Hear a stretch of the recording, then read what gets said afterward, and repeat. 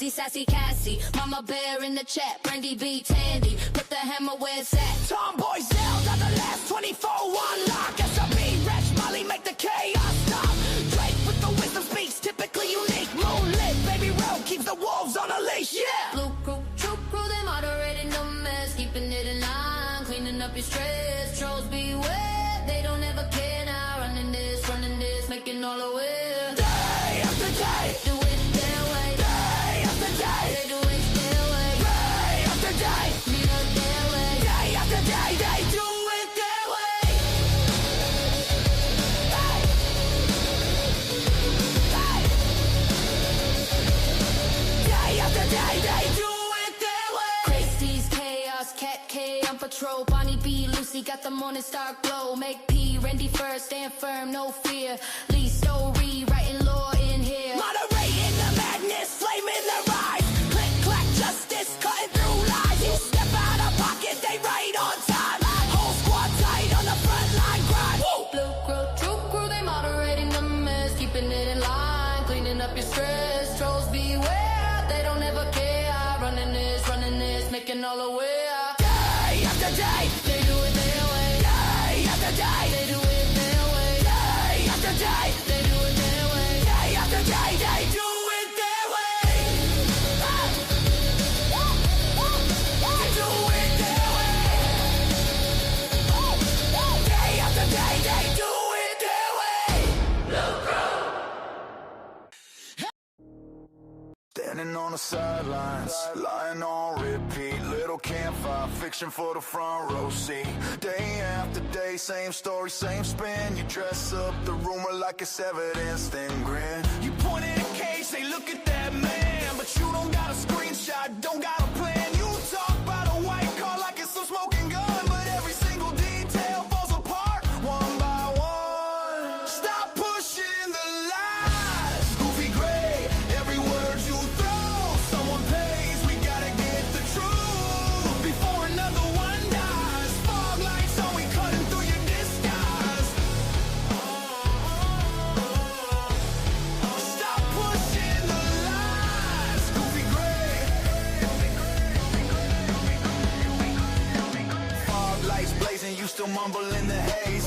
Goofy gray static, every channel, every day. You shout, I got proof, but your pockets stay bare. Just echo in an alley, just dust in the air. Just another idiot, storytelling every day. You build crooked houses out of things you can't say. You sell loaded rumors like they're holy signs, while family sits shaking on the other side of the line. Stop pushing the lies, goofy gray. Every word you throw, someone pays. We gotta get the truth before another one dies. Fog lights on, we cutting through your disguise. Stop pushing the lies, goofy gray.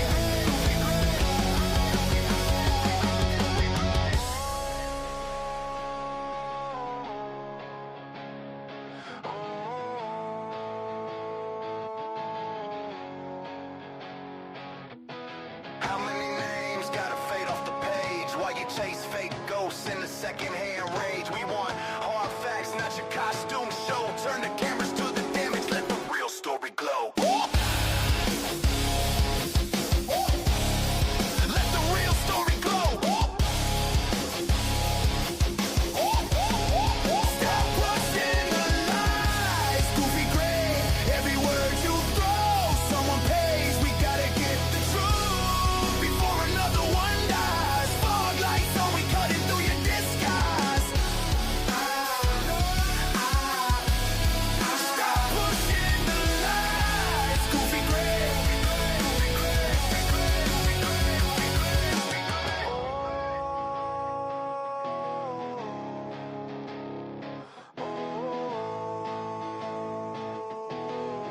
True crew. True crew. Yeah. Yeah. Step up, get stepped on. Fizzy, sassy, Cassie, mama bear on the call. Brandy B, Tandy, swinging hammers through the wall. Tomboys are the last 24 on the grind. SRB, Rach, Molly, Drake on the line. Wisdom speaks while you're looking down. Breakdown, typically unique. Shut a fake clown, face down. Moonlit baby roll, Christy Chaos in the chat. Cat K, Bonnie B, Lucy pushing back. Black P, Randy Foley, a story on deck. Moderating all the mess, keep the timeline in check. They do it all the time, make a problem disappear. Say the word once, stay up there. Blue crew, true crew, better put respect on the name. They run this scene, they don't play that game. Trolls beware, cause they don't ever care. Running this shit, making everyone aware. Day after day, yeah, they do it their way. Locking it down when the room go crack. Blue crew, crew, crew, flags in the air. If you slide sideways, better say a quick prayer. Woo! They keep it in line. They keep it in line. From the first loud bang to the late night side.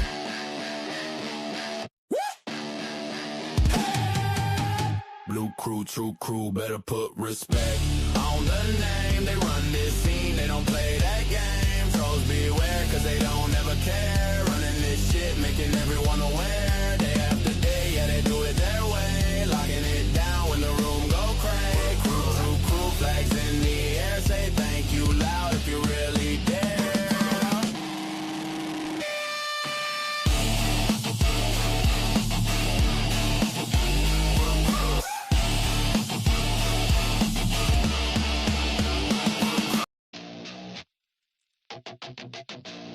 Yeah, yeah, roll callers. They go to sauce bars, clock on the wall, still ticking. Blue crew posted in the bag, a whole room. Listen. True crime cafe, coffee, black eyes, red files on the table, cold cases, cold dread, seeking the truth. Ink stains on his hand, pics on the cardboard, string lines, map land, busting these cases, long nights, tight grind. Everything will be fine. He repeat that line. Blue crew backs him, keep them on track. One step from the edge, they pulling them back. True crime cafe, they go to softball, seeking the truth, pay the real cost. Gotta find answers, gotta make time, busting these cases, walking that line. True crime cafe, they go to softball, hoping he can answer just a few. Yo, true crime cafe, they go to softball, say it with your chest. This the true talk, Solving the bullshit, lies in the booth. Paper plates, cheap meals, chasing down proof. Praying real quiet, hands on his face. fighting for the next meal in another cold case. Street talk, tip line, voices on mute. He dig through the dirt, searching for a root. True justice distant, like a changed address, but he still take notes, never half step. True crime cafe, they go to softball, seeking the truth, pay the real cost. Gotta find answers, gotta make time, busting these cases, walking that line. True crime cafe, they go to softball, thinking he can answer just a few talk. True crime cafe, they go to softball, say it with your chest. It's the truth talk. True talk.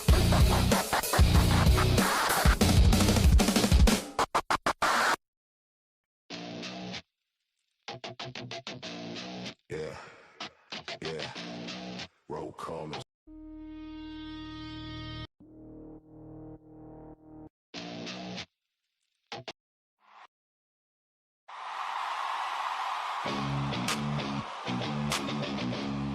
What's up, this all fucking crazy out there, right?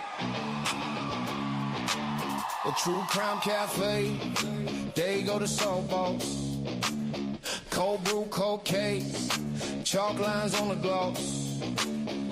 Seeking the truth, finding the time, files on the counter, grind with the grind. Blue crew backs him, keeps him in line. Sirens in his pocket, eyes on the sign. Got a wall full of faces, string tied tight, every red pen circle, another long night.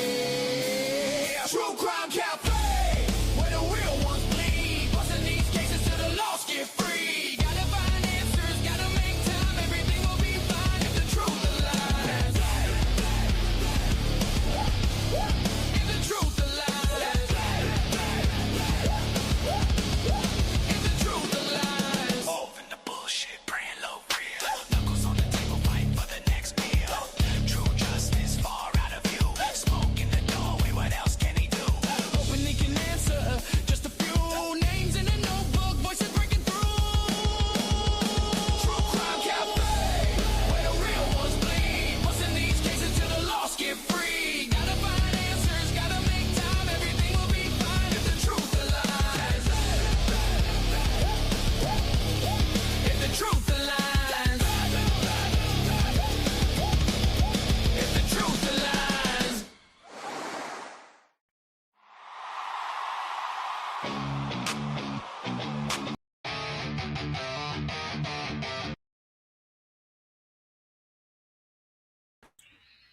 All right. Welcome back to the cafe, y'all. We are open for business. Hope you're all here for it today. Good morning, good afternoon, good evening, good night to you all, wherever you are, whoever you are. Hope it's good for you because it's great to be here with you once again. Thank you for joining us. I appreciate all you guys that are here today with us, along with the amazing and awesome Blue Crew. Thank you all for joining us, taking time out of your amazing day as well to be here, guys. Second thoughts in backpedaling in the Idaho 4 case, guys. Everybody, so many people have put out feelings on how they felt about BRYAN KOBERGER being the one that did this. He's convicted in prison. He said he did it. They're all saying that. Well, are there some people out there that are having second thoughts about that? Maybe backpedaling on the things they've said about BRYAN doing this by himself. So we're going to break that down, talk about that today. A couple of the little things along with it in the new crime scene photographs are what has jilted these people to say some of these things, I'm thinking. So we're going to discuss that. Thank you again for being here. Make sure you share this out. Hit the like button on your way through the door. And that being said, well, guess what? You know what happens next, guys. Here we go.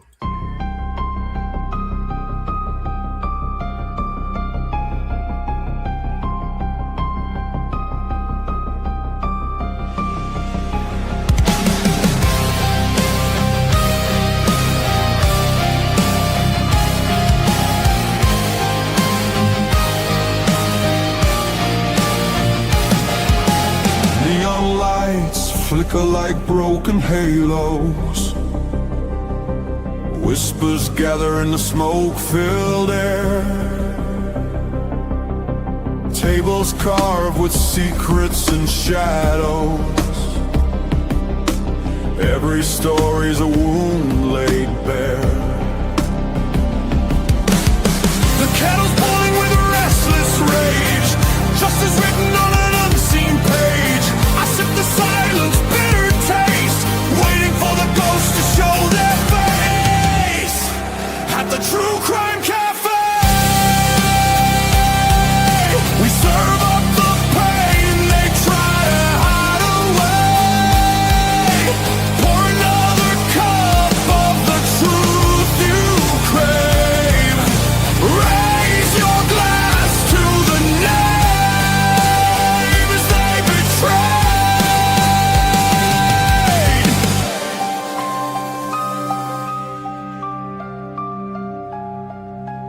Mirrors cracked, reflections are liars. Ashes fall where the guilty once stood. The jukebox hums like a funeral choir. Echoes pounding through the neighborhood. Every scar is a candlelit vow. We hunt the how, we demand the now. No more silence, no more disguise. We'll paint the night with sharpened cry. At the True Crime Cafe,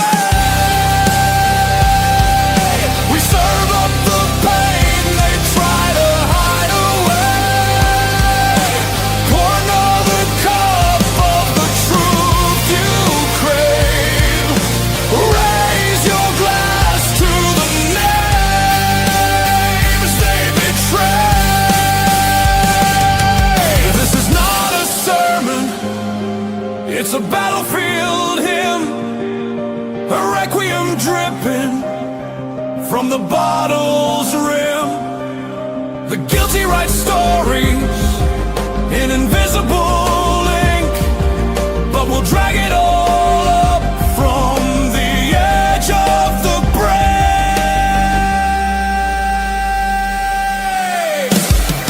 At the True Crime Cafe,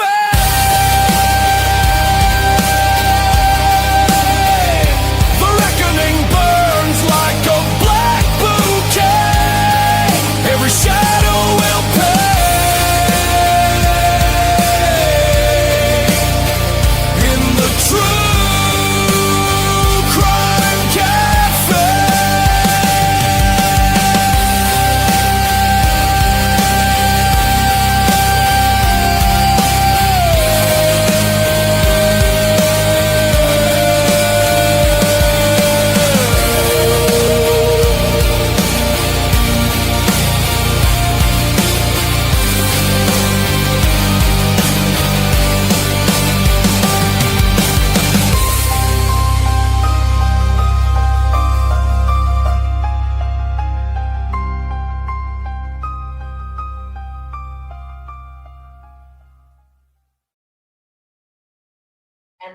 All right. Welcome back again to the cafe, guys. Great to see you all in the house again with us today. Thank you very much for joining us. I hope you're all having a great day, staying warm, and I hope you're being safe with all this crazy 18 feet of snow that we all got. It is really deep and cold, folks. So I hope you're all safe and sound. Truly, welcome to you all. Great to see you all today.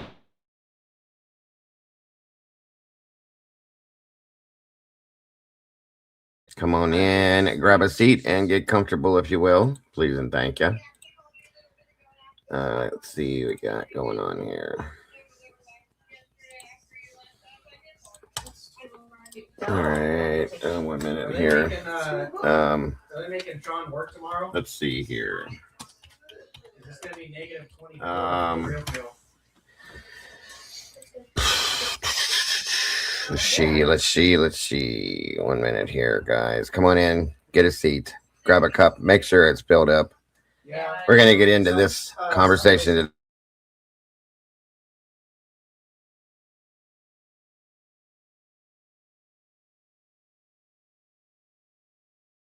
Let's see who we got. Looks like Miss Rose in the house. Miss Donna 709, welcome to you. Megastar, Miss Meg, Blue Devil, welcome back. Satire, welcome. Good to see you. Altruistic Murder, good to have you in the house. Satire 777, welcome back to you. Karmic Retribution, welcome, dear. Good to see you. Right Turn Clyde, great to see you today. Donnie Riesling, great to see you, sir. Thank you for joining us today. Gen 7, welcome back. Always happy to see you guys. Dylan Hildreth, what's going on, buddy? Good to see you today. Miss Mommy 99, good to see you. Thank you for joining us today. Let's see. Say what? I don't know. You tell me. Good to see you. Thank you for joining us. In Stitches, welcome back. Angie B. Would it be? Good to see you, Angie B. S. Nicole, welcome to you. Karma Police, y'all better behave today. Rach 747, welcome, dear. Good to see you, Rach. Let's see. SRBBB. Good to see you, SRB. Thank you for joining us. RJ Anderson, great to see you. Right.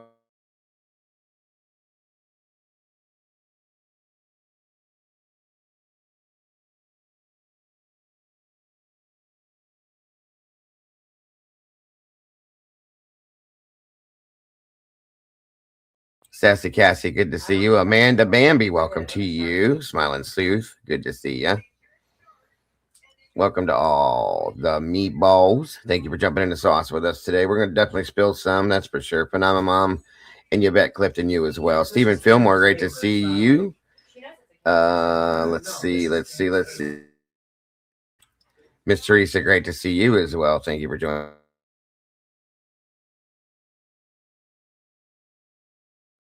Buffalo Chick. I think I'm missing a cup. Beautiful Broken Woman, welcome. Georgia Rain, welcome to you. Thank you. Georgia Rain, I love that. It's neat. Good to see you today. It took me a second. Canadian Cat Lady in the house. Good to see you as well. Let me see. Hold on here. Hearts from Julie. Italian Girl, row 76. Great to see you. Phil's in the house. Good to see you, Phil. Thanks for joining us. Michelle F., welcome back. Tina Skullscar, good to see you. Aquamarine, welcome back to you. Tommy Boy, what's going on, Tommy Boy? Z-Star, Z77, good to see you. Michelle F22, I did say that. Hello and welcome. Jazzu, I think I got you guys. Hold on, let's see. Hero Mino, good to see you. Sassy Cassie, I think I got everybody. Welcome. Jeremy Pearson, good to see you, my friend. Thank you for joining us. And I saw something drop in here, but I can't find it now. Oh, there it is. Looks like Phil comes in, been here for a minute, and comes on swinging, dropping 5 new memberships in the chat. Thank you so much, Phil, for that. Looks like Nicole Carmick already did. Nicole Niles Buckman, Sammy T. Welcome to the Dollhouse. Good to see you. ZXCK44. All you guys got new memberships dropped for you. Guys, make sure that you do click down there in the $ in the square down there at the bottom, and make sure you can receive gifting so that you can get gifts when they're dropped as memberships like that. Welcome to the sauce, guys. We got, let's see here, 5 new meatballs jumping in the sauce with us today. Very awesome. Very amazing. Thank you so much, Phil. So very generous of you, and God bless. We appreciate you so very much. V Slims, is that V? Good to see you, V. Thank you for joining us today, V. Always happy to have you here. Sluther75, great to see you. Miss Lisa Marie, great to see you as well. Welcome, Beth Wagner.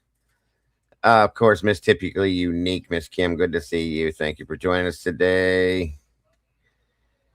Amanda Bambi, I saw you. Yes, of course. Welcome. So I think I did get everybody. If I didn't, I will catch up with you. Buggles, welcome. Good to see you. Ms. Mamakins, good to see you as well.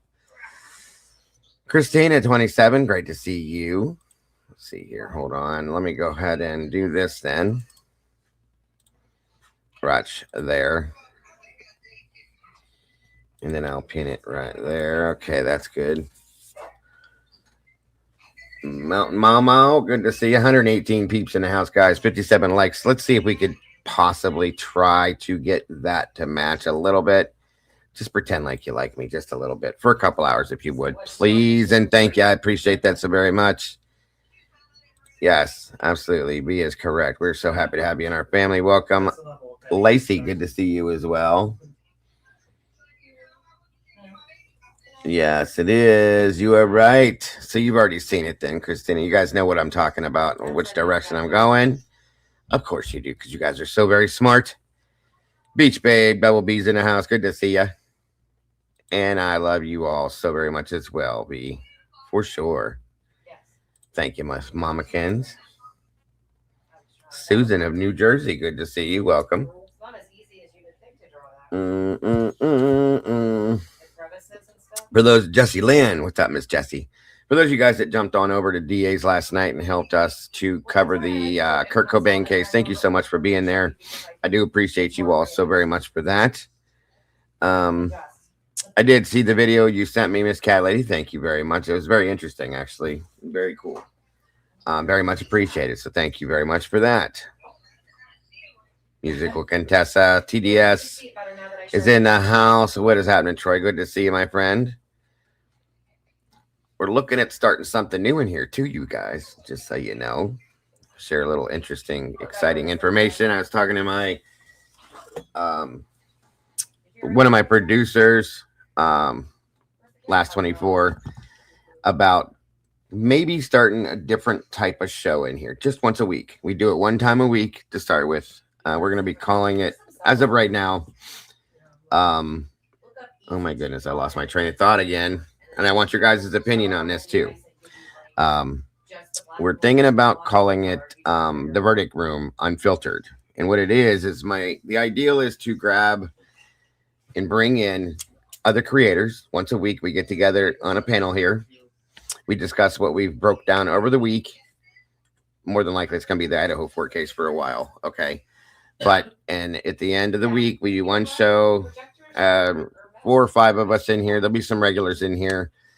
But creators, myself, Typically Unique, Last 24, and anybody else that would want to jump on board with us, maybe Logan, Birdie, Lee, Lana, people like that. All of us jumping in here together, one panel, breaking down at the end of the week our final verdict and our final thoughts on cases, or the case that we covered that week together, per se, all the different thoughts on that, and see what we come up with. So we figured we would put that together and see what you guys thought of it. So if you guys would be interested in seeing something like that, do me a favor and put a 1 in the chat. And if not, make it a 2 if you would. Welcome, Donna. Good to see you. Michelle F. Yes, I did, Michelle. I did listen to your video as well. Very interesting. I do agree with you that there are some things there that are quite interesting, I'll say. Molly Drake's in the house. Good golly, oh Molly. So please, guys, if you'd be interested in seeing something like that, Stuart Jones, welcome. Please put a 1 in the chat, and if not, make it a 2. And it would be a rotating channel. There would be a couple of us that would always be here. Obviously, it's my show, but I would be here every time, and a couple of us would be. But we would rotate different creators through week after week. You know what I mean? that's the point in doing it and get everybody's different feelings. I'm sure I could get quite a few people to join me for that. There's some amazing creators out here, and possibly having on experts to talk about different things, so on and so forth. Kimmy Harbaugh, good to see you. Mama's thinking, good to see you. I get Jesus, I see a lot of ones, so I'm guessing that that's a yes. Kimberly, welcome. Marley's Neil, good to see you. MB7623, welcome to you.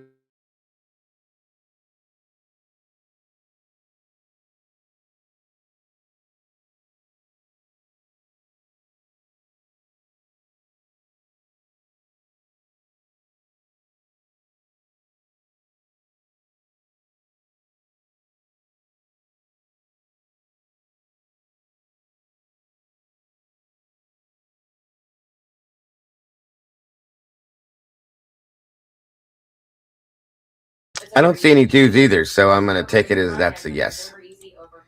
100%. Yeah, I do too, Buggles. Kim does. I love when Kim, she's already agreed to doing it with us, so she'll probably be a regular on the show.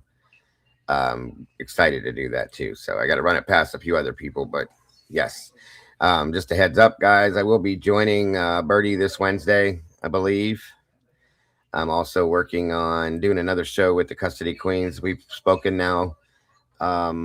And Andrew Myers. I'm working on getting Andrew Myers over here. He's been really busy through December, but he did say he still wants to come over and join us. So I'm working on putting something together. So there's got a lot of stuff coming down the line, guys. I hope you guys are all here and interested for that. Sarah D's in the house. Good to see you, Sarah. Yes, we have a full week coming and then some. Like I said, I'm excited. Can't wait to hook up with Birdie again. I love Birdie. And I'm really, really looking forward to getting Andrew Myers over here when he gets the extra time. But he just reached out to me over the weekend and said he's looking forward to it. Kristen from the Custody Queens as well. I'm looking forward to that as well. And I'm looking forward to possibly joining Logan over on her channel now. I hope you guys enjoyed that show the other day. Welcome, CAO Kane. Great to see you guys. 150 you guys in here with 80 likes. Let's see if we can make that match. So I hope you guys are. I'm trying to make it as exciting as I can for you guys when you're here and as interesting as I can. So all these things we're putting together. It's going to be great, guys. It's going to be great. Truly, truly. And again, I got to thank my amazing team. Again, the last 24, my producer has been really helping me with a lot of things, so on and so forth. And of course, Mama Bear, my co-host and channel manager, as well as Molly, my videographer, and the rest of the team doing all the amazing things they're doing. I have just an amazing team. I could not do it without them, folks. So very much appreciate it.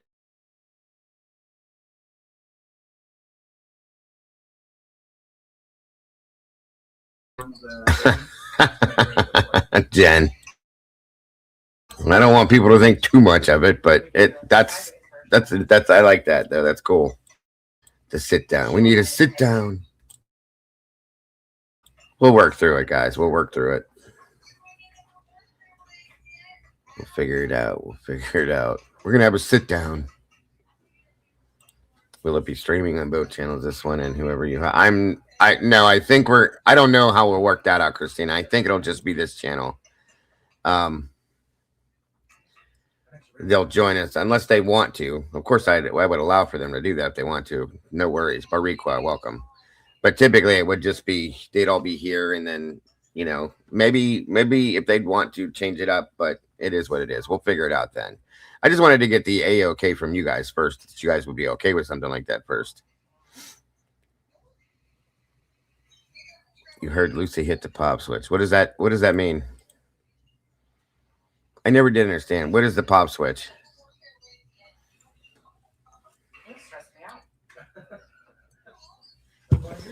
From my understanding, Pop and Birdie are getting together now. That's going to be great to see. Right. I still don't know what it means, Meg. Thank you, V. I hope so. I try to make it as entertaining as I can for you guys without it actually being entertaining, if that makes any sense. This shouldn't be entertainment per se. but everything around what we talk about, I want it to be, I want you to be entertained before we get to the point, if that makes any sense. Means switching up your purpose. Oh, so is that what he did?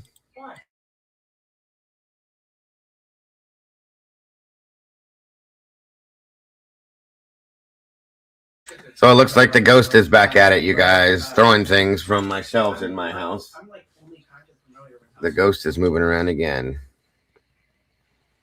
Switching your theory. Oh, Lucy hit the pop switch, huh? All right, so, well, I mean, hey, whatever works. Then we can rock it out too. Yes. Oh wait, I know how spell table. We can download it onto a tablet or on a computer. Like yes, I'll be joining Bronx, and Logan will just happen to be there. Yes, Bronx, adorable. Yeah, I love him to death. Very cutie. I love animals, but he's just adorable. He really is. Just watching him in the background when she's doing her shows. I swear to God, and I don't mean this rude. I love Logan. She's amazing, but I do watch her show purposely so I can see Bronx too. I'm just saying. I like listening to what she has to say, but I do watch what Bronx does because it's very, very adorable. Yeah, I know exactly, Angie. Welcome. Good to see you, dear. We had a plane crash. Oh my God, where are you at, Mamakins?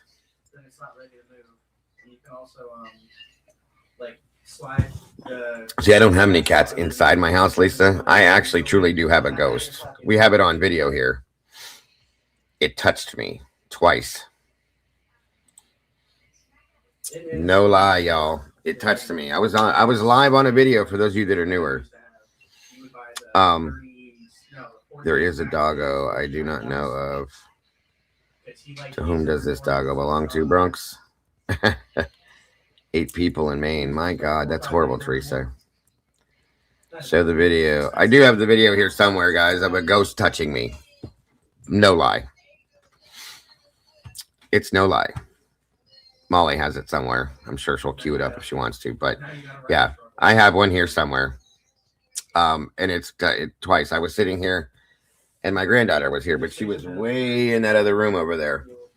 And I was talking to you guys on here and something tapped me twice. Little fingers, it felt like too. And I went, it doesn't matter how low it is. There's nobody there. My granddaughter's in the other room. And they saw something weird going on over here on the video. You could see the video like make weird movements. It was very creepy, folks. And I'm not one of them people that will just believe anything. You have to show it to me. Welcome, Poetic Justice. And so, yeah, I'm very skeptical. Pinned in, where is it pinned at, hon?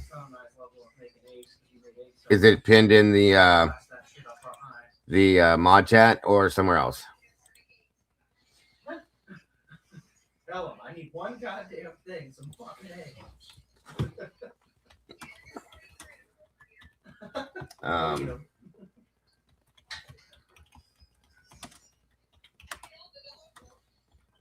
That'd be good egg for the dog. Yeah, he's super soft.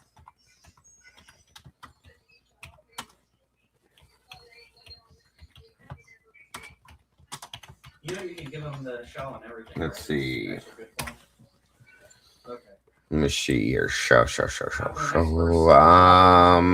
give him the actual full egg. Because I just thought I was like, dang, there's just no way.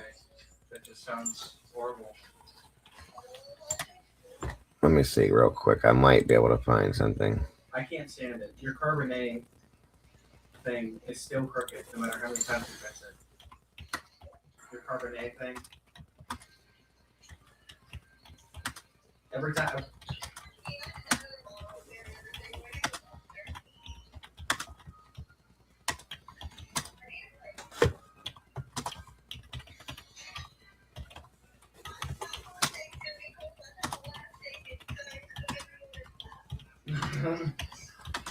It happens like that. You throw it in the microwave for like. Let's see. Okay. Where is it, Molly? I don't see it here. Let me see. Is that the one? Oh, it is here. I'll be damned. You did pin it. You're awesome, Molly. All right, I'll show you this real quick, guys, and then we'll get kicking with this. For those of you that believing, welcome, Fall Star. Good to see you. All right. Maybe if it lets me. It's not working, Molly. Let me see. Let me try it again.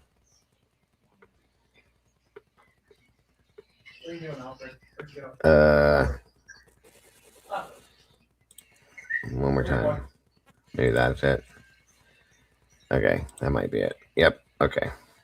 We're almost there. No, this isn't the one. This is the second one you made, Molly. Hold on. My house is 112 years old now.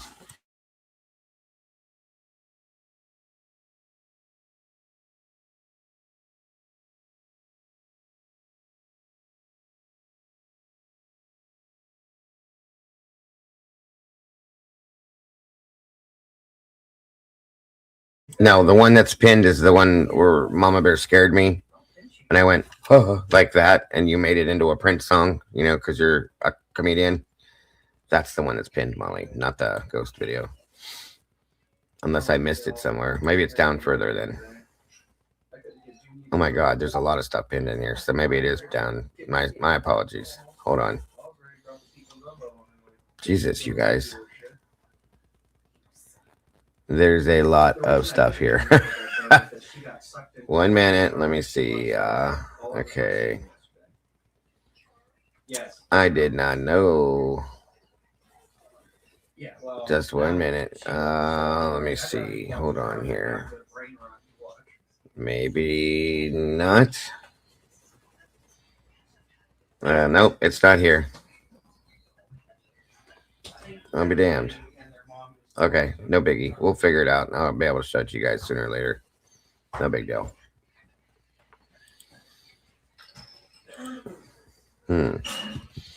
Play the Prince one. Oh, hey, Tandy, good to see you there. Look at the bottom of chat. Where? What chat, Molly? You can eat an egg. It's when you try and eat some raw chicken. Although well, thank you, Contessa. I appreciate that very much. Their chicken's so fresh you can't eat it. No, this was just that. This one was just. It's kind of funny. Mama Bear gets a kick out of surprising me and showing up here and scaring the hell out of me. She's done it many times. Hold on. So yeah, this happens all the time. But Molly likes to clip things to make sure that I remember that I make these mishaps. And yeah. Likes, we're almost there. Oh.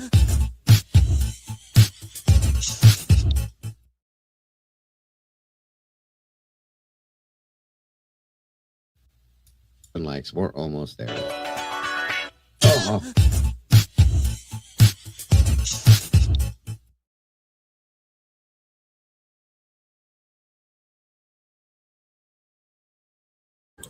So funny. Ha ha. Ha ha ha ha ha. Sammy T, good to see you. Marty Fodrell. Danny, welcome. Good to see you.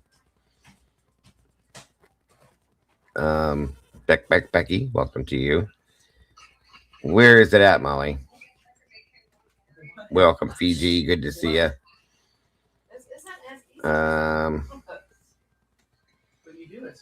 Where is it? I want to get started. Hold on. Let me see.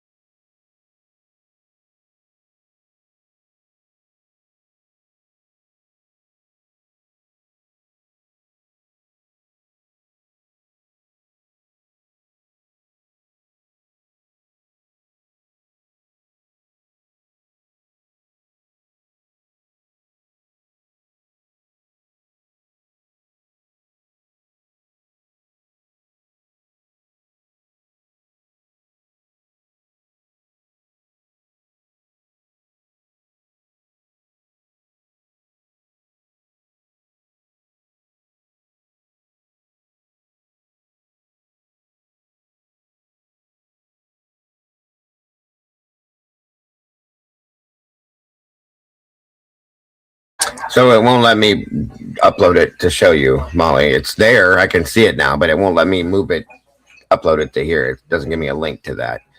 I just click it and it starts playing. I can't bring it over here, so I don't know why. It's very weird.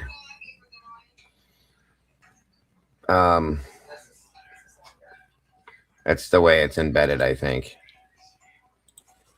Why I can't even pull the whole screen over here. Otherwise, I'd just do that. It's very, very, very, very weird.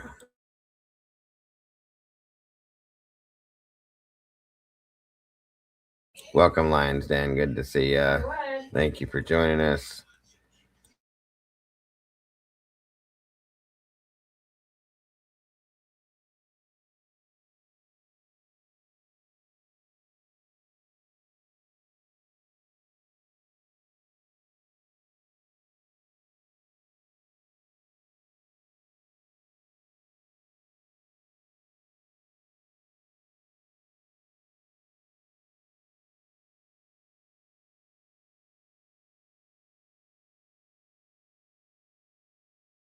All right, and then we're going to get started. Welcome, Cynthia Rose. Good to see you. Eva 22, great to see you. It's been a minute. Great to see you here. Thanks for joining us today. Donna, thank you for being here. Christina, let's see. I don't think I missed anybody. If I did, I will catch up. I'm sorry. Angie B.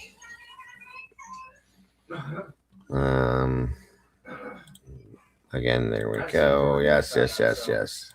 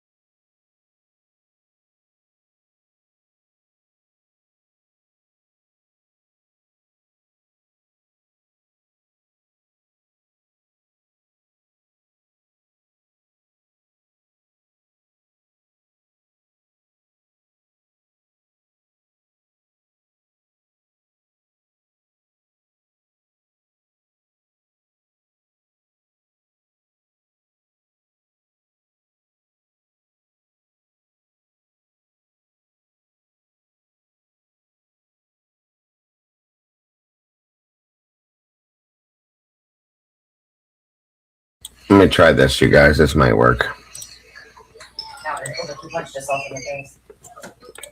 All right. I think I can do this. All right. Watch this. Let me see what you're doing. Okay. So, That should be cooked just fine. 1 minute. You can pick it up like that. You have to pay attention because it happens and then it doesn't happen. So hold on here.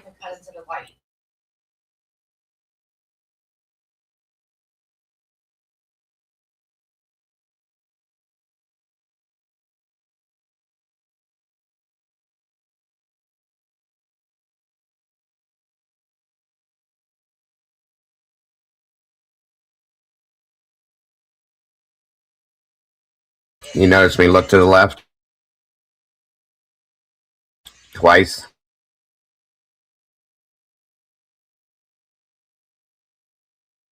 Okay, guys, that was so very weird. CR, thank you for that gifted membership. Peppermint tea, welcome to the sauce. We got a new meatball in the house, folks. That's awesome. All right, let's see here. Just wait. It shows it. Very strange. Wow. That was weird. You guys aren't even going to believe me, I know. But I'm going to tell you anyway. First, congrats on that, William, and thanks for being part of this family for 2 months, brother. You are appreciated. Yeah, Molly caught that too, like right in the midst of me talking. My voice changed somewhere in there. I didn't feel it or hear it or anything, but it happened on video.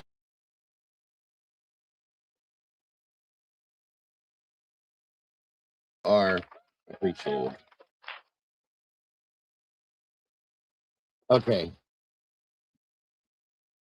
I'm either losing my mind, which is very possible, or some weird shit just happened to me. Very weird shit.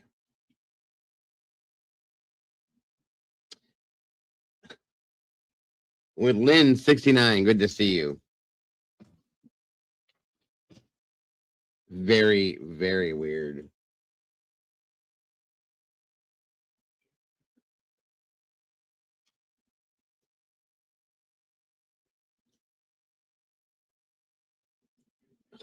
Wow. Okay. Mr. Jesse, good to see you. It floored me too because it was so creepy. Secret work camps on the moon that Roller was. No, sir, Jesse, nothing there. And my granddaughter was nowhere around. She was way back there. She was not up and around here at all. Bruh. Brother, nothing at all. Juju Bones, good to see you.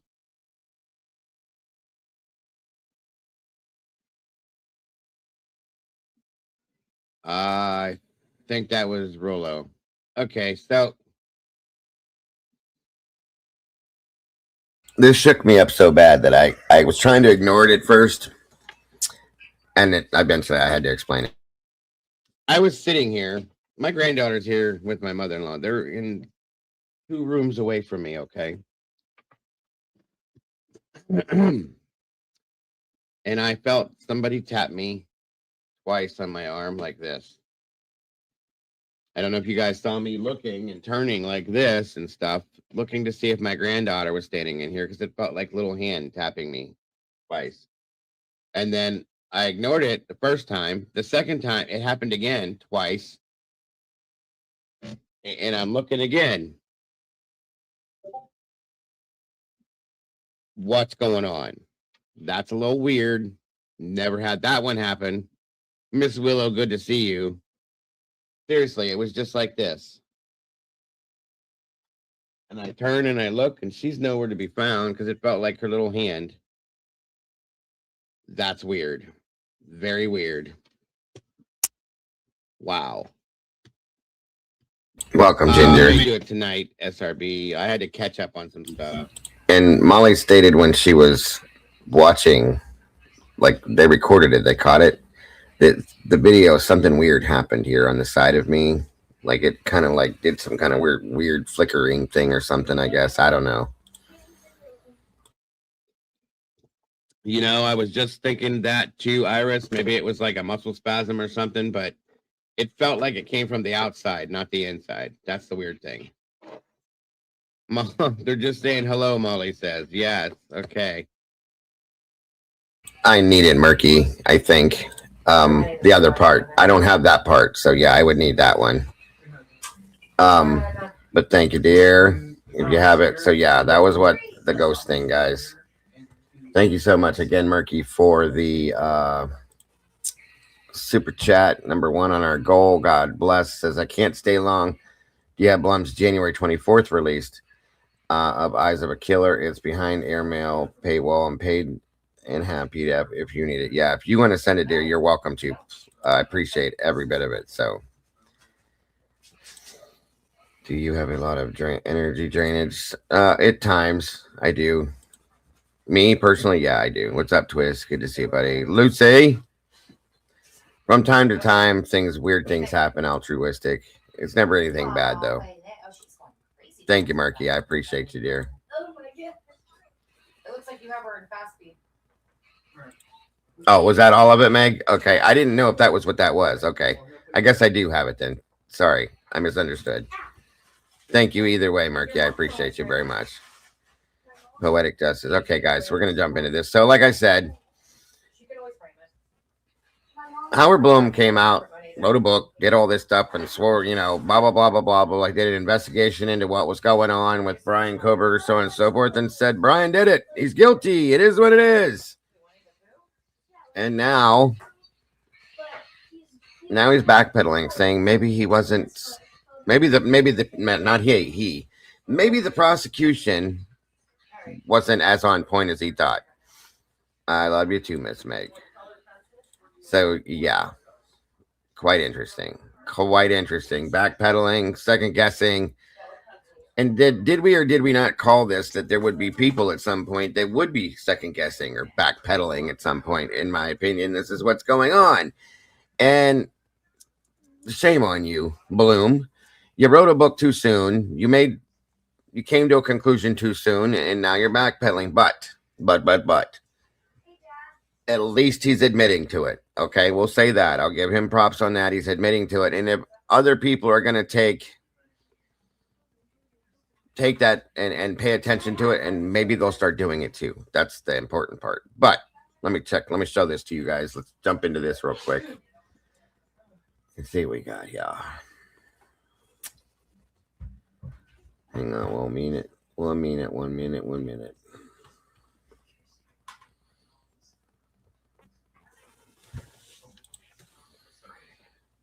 Okay. All right, I'm gonna show you what.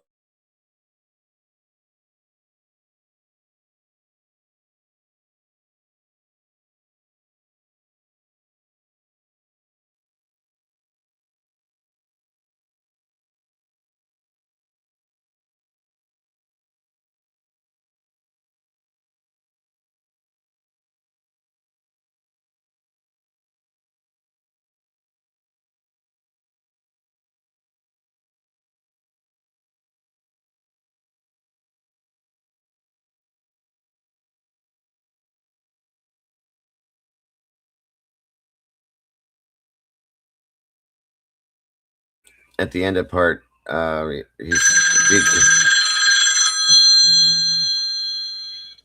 Blum actually. Oh, 1 second.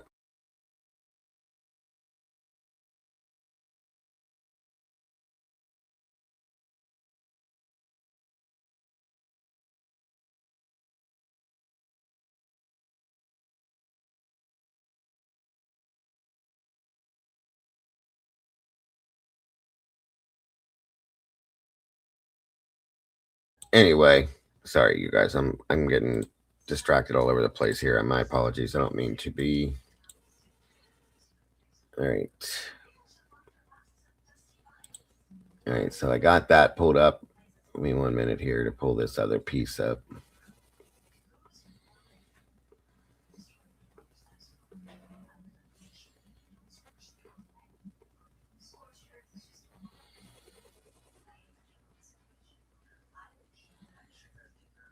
Where the hell is it now?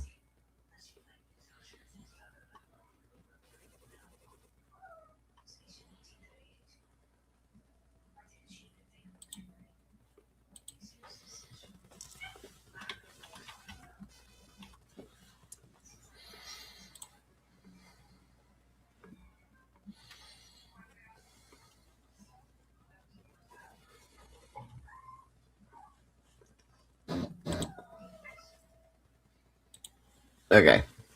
Sorry. I don't know what the hell is going on over here. Things got frozen and... Okay.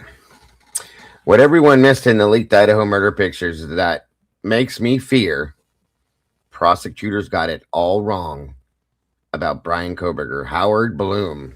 Wow. Interesting. Very interesting. Go to there. Okay. So... on Tuesday, Idaho, and this was published January 26th. January 25th. Okay, yeah, here we go. On Tuesday, Idaho State Police briefly released before hurriedly removing a ghastly cache of graphic photographs revealing the horrifying aftermath of the murders inside 1122. Well, we all know about that for sure.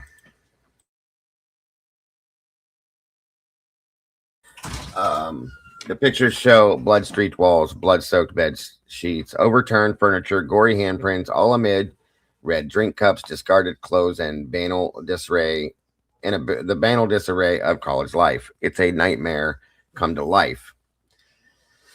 Police have taken down the photos in the face of public revulsion, but now they say they'll soon reissue them after reviewing general concerns. I, like countless others, was shocked by the barbarism, but the grisly evidence also gives away something else, no less disturbing. I began reporting on this case in the days immediately after the killings. In the months that followed, I spent weeks in Idaho, review thousands of pages of law enforcement reports, interviewed numerous officials, and even visited the small Pennsylvania town where KOBERGER was born and raised.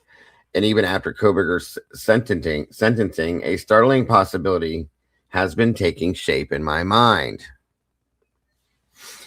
While I believe Bryan KOBERGER is guilty, I have never been able to shake a long-held hypothesis that he didn't act alone. Now, this newly released evidence only bolsters that belief. And again, it's showing, as we saw the mess, the disaster, the absolute chaos that went on in Xana's bedroom, guys.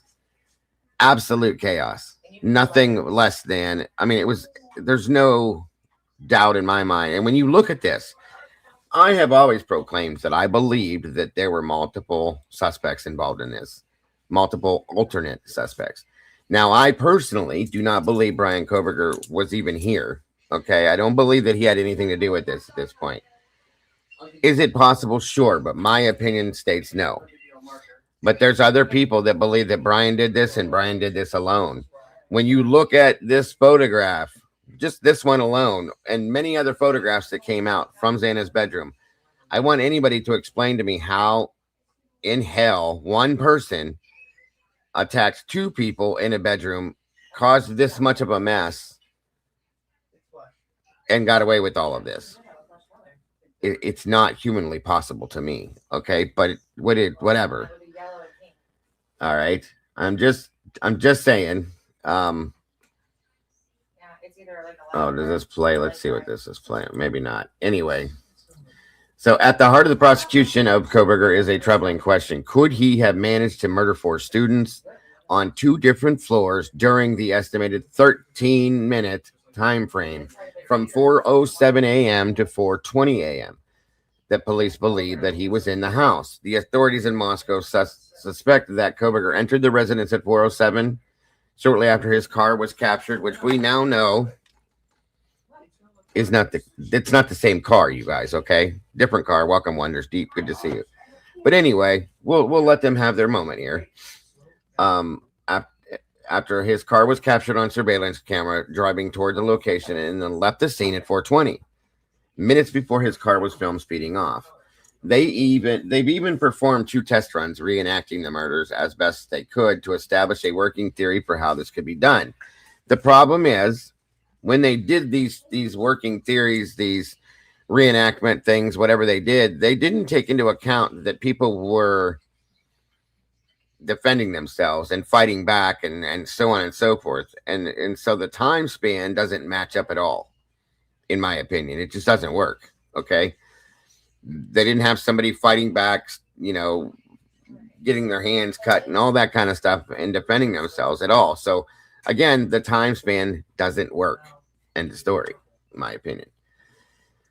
So for starters, I'm sorry, they even prefer reenactment to establish working theory, but I've never been convinced, it says. For starters, I suspect the 13-minute time frame to be wrong. Agreed.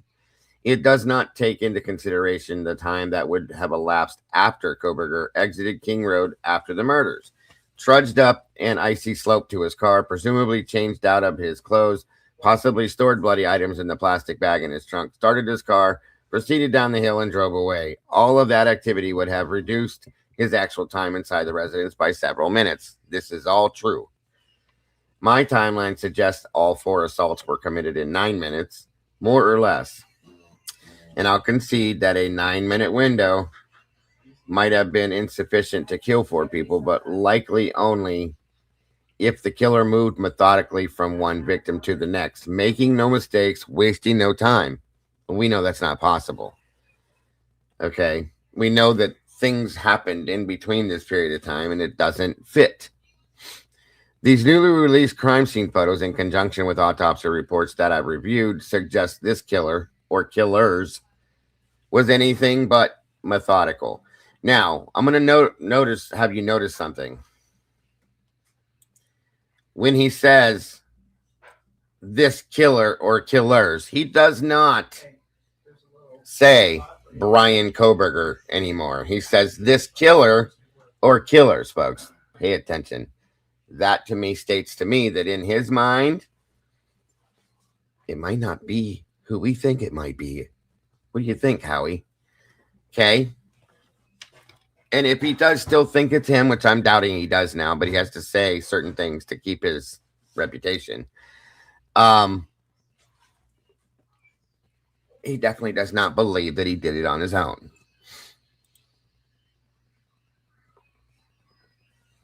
This was a rageful massacre. The house was a battlefield. Xana 20 was stabbed over 50 times, and many of these were defensive wounds. She fought for her life. And again, they didn't work that into their reenactment, you guys. Do you imagine somebody being stabbed 50 times, the amount of time it would take if they're defending themselves, fighting back, trying to keep you from doing this? No. No. No. No.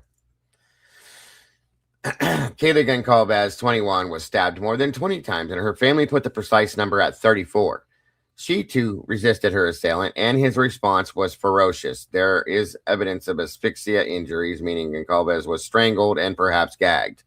Well, I'm not going to say that I agree with the strangling situation. I believe that the asphyxiation could have been caused by her choking on blood, but these are possibilities still. I'll say it is possible.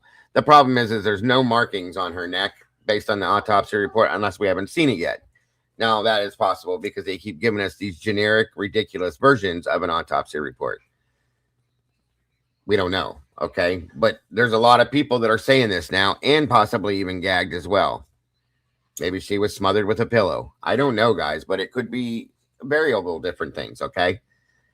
So anyway, and there were also blunt force trauma injuries. Her nose had been broken and her face beaten beyond recognition. This is very sickening, folks.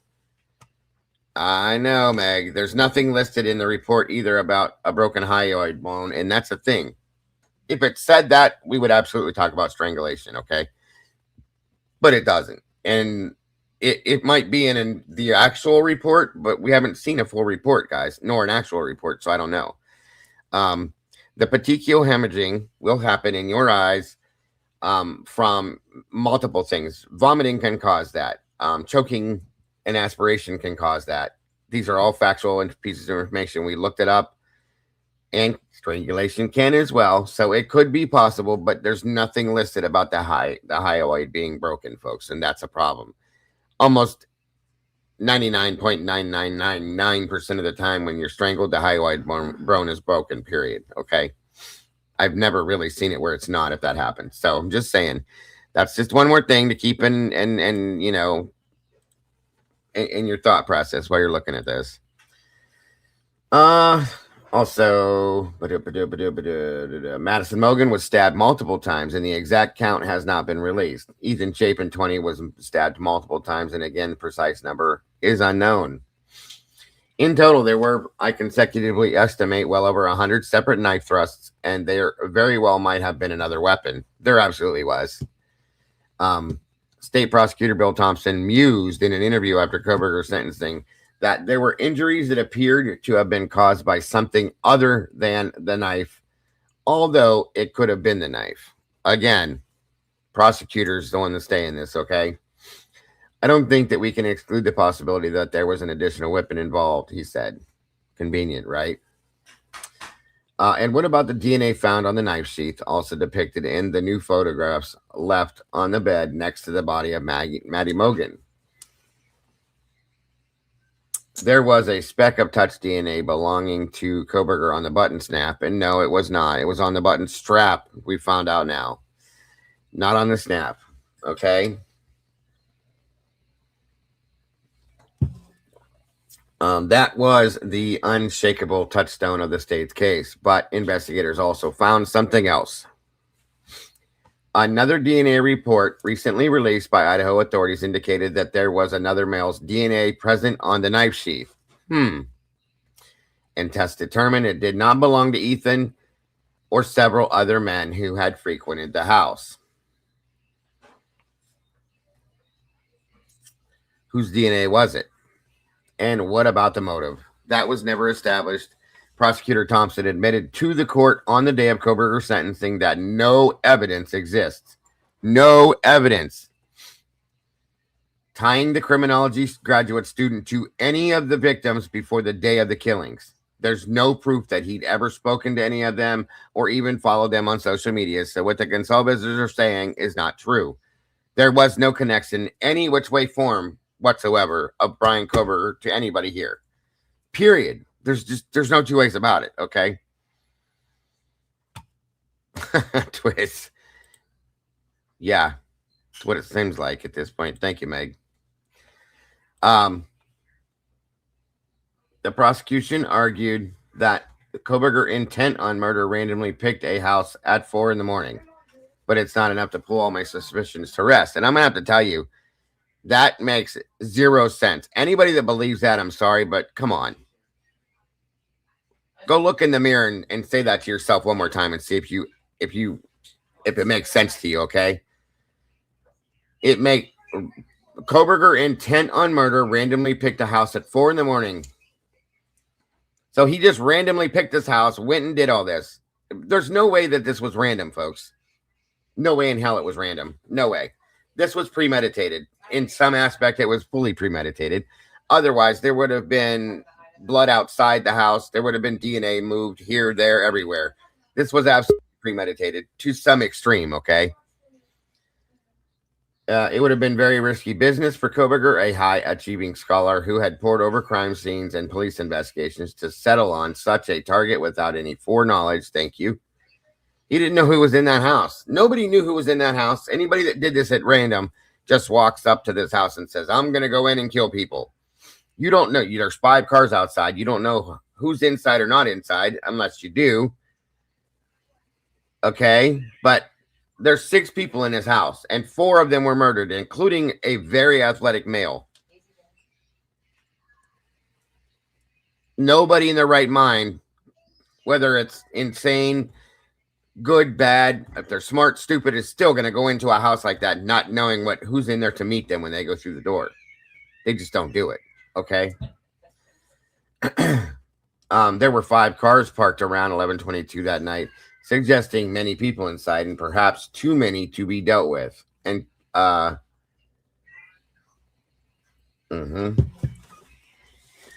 that's exactly what I was saying. Okay. Entering 11:22 without specific mission fixed in his mind would be the height of recklessness, but KOBERGER is calculating, not impetuous. So therefore, again, for somebody with Bryan KOBERGER's knowledge in this type of stuff, if he were to do something like this, is absolutely not going to go in at random, pick a house and say, this is it, I'm going for it, and boom, and go in and kill 4 people one after another. Because once he can't do it, folks, he's got disabilities against him, okay? The dyspraxia is an issue. He has issues with blood, okay? We've heard that from his own sister. The man couldn't fillet a fish, but he could do this. I don't believe it. I'm sorry. He's on the spectrum for autism. Again, another issue. And he's a vegan. All of these things are stacked against him, but he did this. In 13 minutes? No, he didn't. I do not believe he did it. I'm sorry. You can't make me unless you can show me some kind of video proof or any kind of real proof. I'm going to tell you the same thing again and again. He didn't do this. Ethan would have beat the living hell out of BK. Even if he was drunk, folks, he still could have beat the hell out of Bryan, in my opinion. He was huge. Ethan, all the photographs they showed us were all younger photographs of Ethan, not current. Ethan was a big boy, period. Okay? So I have to agree with Ro on that one. My theory is that there was indeed a clear motive. It just wasn't KOBERGER's own. KOBERGER, in my opinion, likely had hooked up with someone who, for whatever hellish reasons, wanted at least one of the students dead. Eager to win over a new friend and apply his morbid book knowledge, KOBERGER, I believe, tagged along. Finally, there is one last piece of unexplained evidence that has always weighed on my mind. On the night of KOBERGER's apprehension at his parents' home in Pennsylvania, he was led in handcuffs to the back of a police vehicle. Before the car drove off to the state police barracks, he reportedly asked a single question: was anybody else arrested? That's not true. That statement is not true because Brian Enton created that statement. His attorney said he never said that. He said, I can't wait to be exonerated for this, but he never said, was anybody else arrested? That was a statement created by media. Once again, Brian Enton. Okay, so don't take that to heart as a true statement, folks. Don't take it to heart as a true statement, please. At the time, his concern was attributed to the worries of a son and sibling anxious to know if any of his family had also been taken from their home in the middle of the night. When illuminated by the fresh light of the newly released evidence, a more ominous question surfaces. Is there another King Road killer still out there? Oh, I absolutely believe that there is, and then some. I think there's multiple. The biggest problem is none of them are Bryan KOBERGER, in my opinion.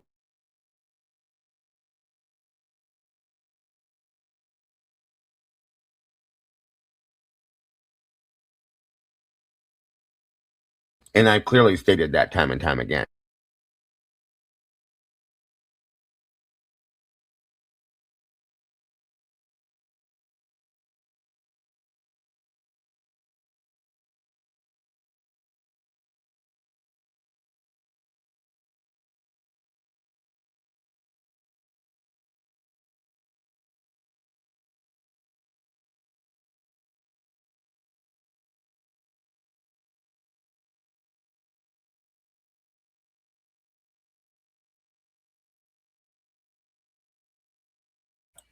Okay, so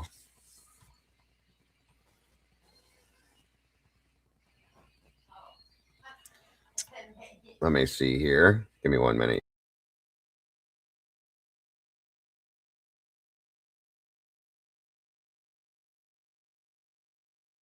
So there again is a statement from Howard Bloom, who wrote the book When the Night Comes Falling, a requiem for Idaho student murders. Howard Bloom, so on and so forth. Again, it makes no sense. Makes no sense. So, 1 minute here. 1 minute, 1 minute, 1 minute.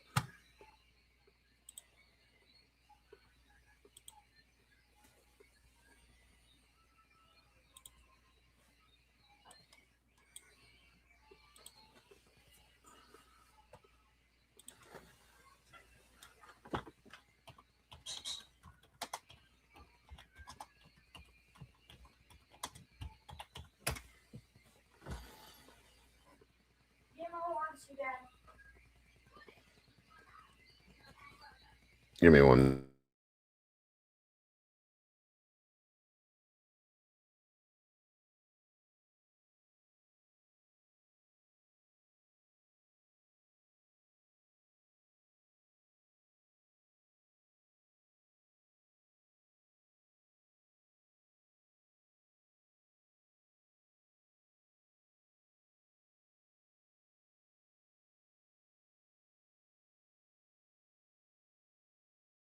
One minute, you guys. I'm sorry.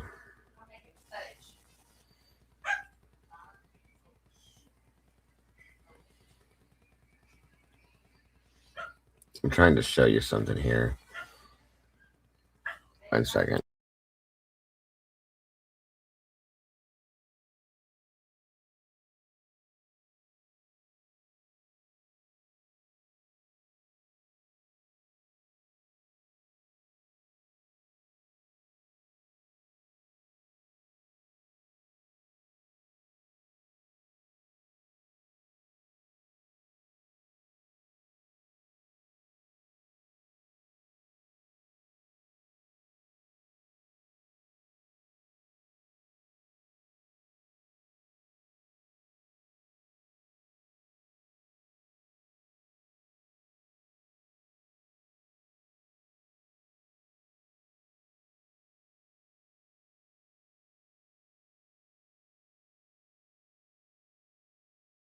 Well, this is also the same guy that came forward and said that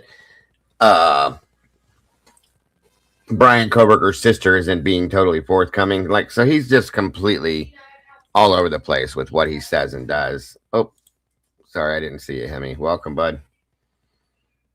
Can you hear me? Yeah, I can hear you. It's fine. Okay. I got some more fuckery, I see. Say again? Got more fuckery to talk about, I see. Yeah, of course. Of course. Nothing but. No, we can't just admit that we're wrong. You know, we have to keep the narrative going. What if he didn't do it by himself? He had to have help. So we've been saying that from the get go. But you know, you keep on pushing your narrative. You know, will you? 100%. I'm trying to find something I had here from a while back. Hello, chat. How you doing? Oh, okay. So we're gonna go into this now. Sorry. Again, for those of you, that's what I was gonna show you. I have so many things that I uploaded recently. My apologies. So that's my statement for the day as far as how I feel like Howard Bloom's backpedaling. And again, does that mean other people are going to start backpedaling as well? Are they second guessing this now? And again, I'm sure nobody's going to come out right and say Brian didn't do this. Anybody that was on the guilt train is not going to do that. What I do believe we're going to start to see more regularly now is people saying, nope, I guess maybe he didn't do it on his own. Well, okay. Dago, did you see the Birdie video he put out? I think it was the other day. I posted it on general chat in Idaho 4. I may have. I've been slammed lately, but if not, I will see it soon. Why? I mean, I can't recall, but it was significant because he put up a chat thread of, I can't remember her name. I don't know her name, but she says she was real good friends with Xana, and that she pretty much called out Bethany and Dylan to wait. She said she was real good friends with Xana. Yeah. Oh, go ahead. Anyway, she pretty much called out Bethany and Dylan to come out and tell the truth exactly what happened, because she pretty much said that both of them are full of shit. Okay. Something about Kaylee and Maddie was looking into something about rugs. Okay. I don't know what that's about. But anyway, it's in that video I posted in Idaho 4. So I don't know if you whenever you get a chance, look at it. Yeah. No. So it seems like some people are starting to come out of the woodwork a little bit. Oh, I expected this, and I'm here for it. I'm here for it. I'm waiting to watch a lot of people say they're not going to say it, but they'll be proven wrong. And I'll be nice about it, unlike the way that they were about this. I'm not going to be nasty, ignorant, just, disgusting like they were about it. But I will say I told you so. Oh, yeah. That I will say. I have more class than that. I'm not going to take people's faces and rub it in there and say all this and that. But I will definitely say, hey, we told you, and we told you nicely. Open your eyes and take a look. Welcome, Hottie. Good to see you. This is Hemi, yeah. Go ahead, Hemi. What were you saying? It's not about me just saying something like it's true. I don't know if it's true or not, but it's something to look into, especially if it's one of our well-known creators like Birdie. I mean, I'm pretty sure he's not going to just put out some stuff just to put it out of his ass. I don't believe that. He had to get it from somewhere. Right. I'm just saying. These are coming out, so you're basically saying that Bloom today, this article come out with Bloom, so we're just going to ignore that? I'm not, but they will. You know what I'm saying? You mean if you're going to ignore it, you're going to ignore it. That's on you, and that's up to you. But I'm not going to ignore it. I want the truth. Right. And if it comes out and if it's all a bunch of bullshit, we can sit there and peel his and poke it apart and say, no, bullshit. Bullshit. Right. Where did you say you posted it at? It's in general chat in Idaho 4. General. How long ago did you wait a minute? Yesterday or day before yesterday. I'm looking right now. 1 minute. There's a lot of stuff in there. Hold on. They'll have Birdie's face on it. I found it. Okay, hold on. Let's see. Is it about the coroner? How many people are really in prison and they shouldn't be? Gotcha. All right, let's see what we got here. I didn't get to watch this one actually, but I gotcha. You guys see my Let me see. Now, I don't know where he got that thread, but I thought it was significant for me to catch my eye because it's something new. Do you know how far into this it is? I have to look at it and see.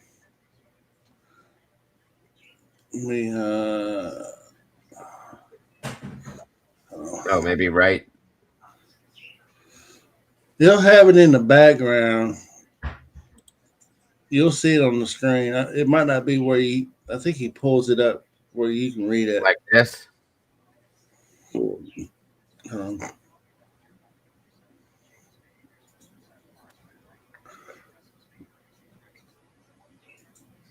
That look right, or is it before or after this?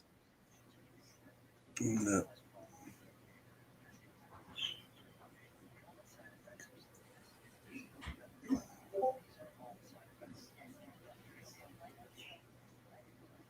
No, that's not the one yet. So it's down further through. Is it when he's talking about the coroner? No, it's before that. Before that. Dylan, Bethany, speak up. Xana was my friend. She was always there anytime I needed her, if it was 5 or 5. Somebody named Nikki. Was it statements brought in? Yeah, this right here. Okay, hold on. All right, we'll go from here and see what he... Yeah, that's it.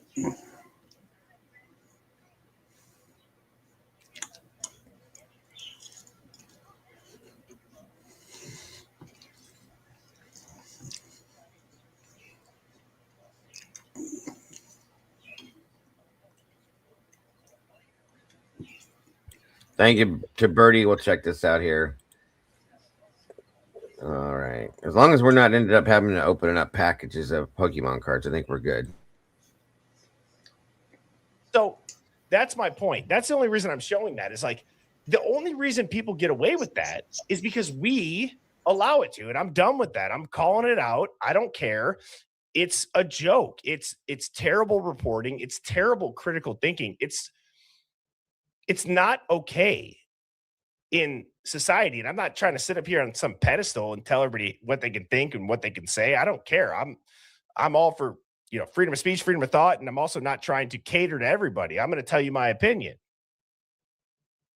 And I encourage you all to share yours with me. But to say that Brian, that was his night, he was going to kill Maddie and he left the sheet there on purpose as a calling card and was going to go kill other people.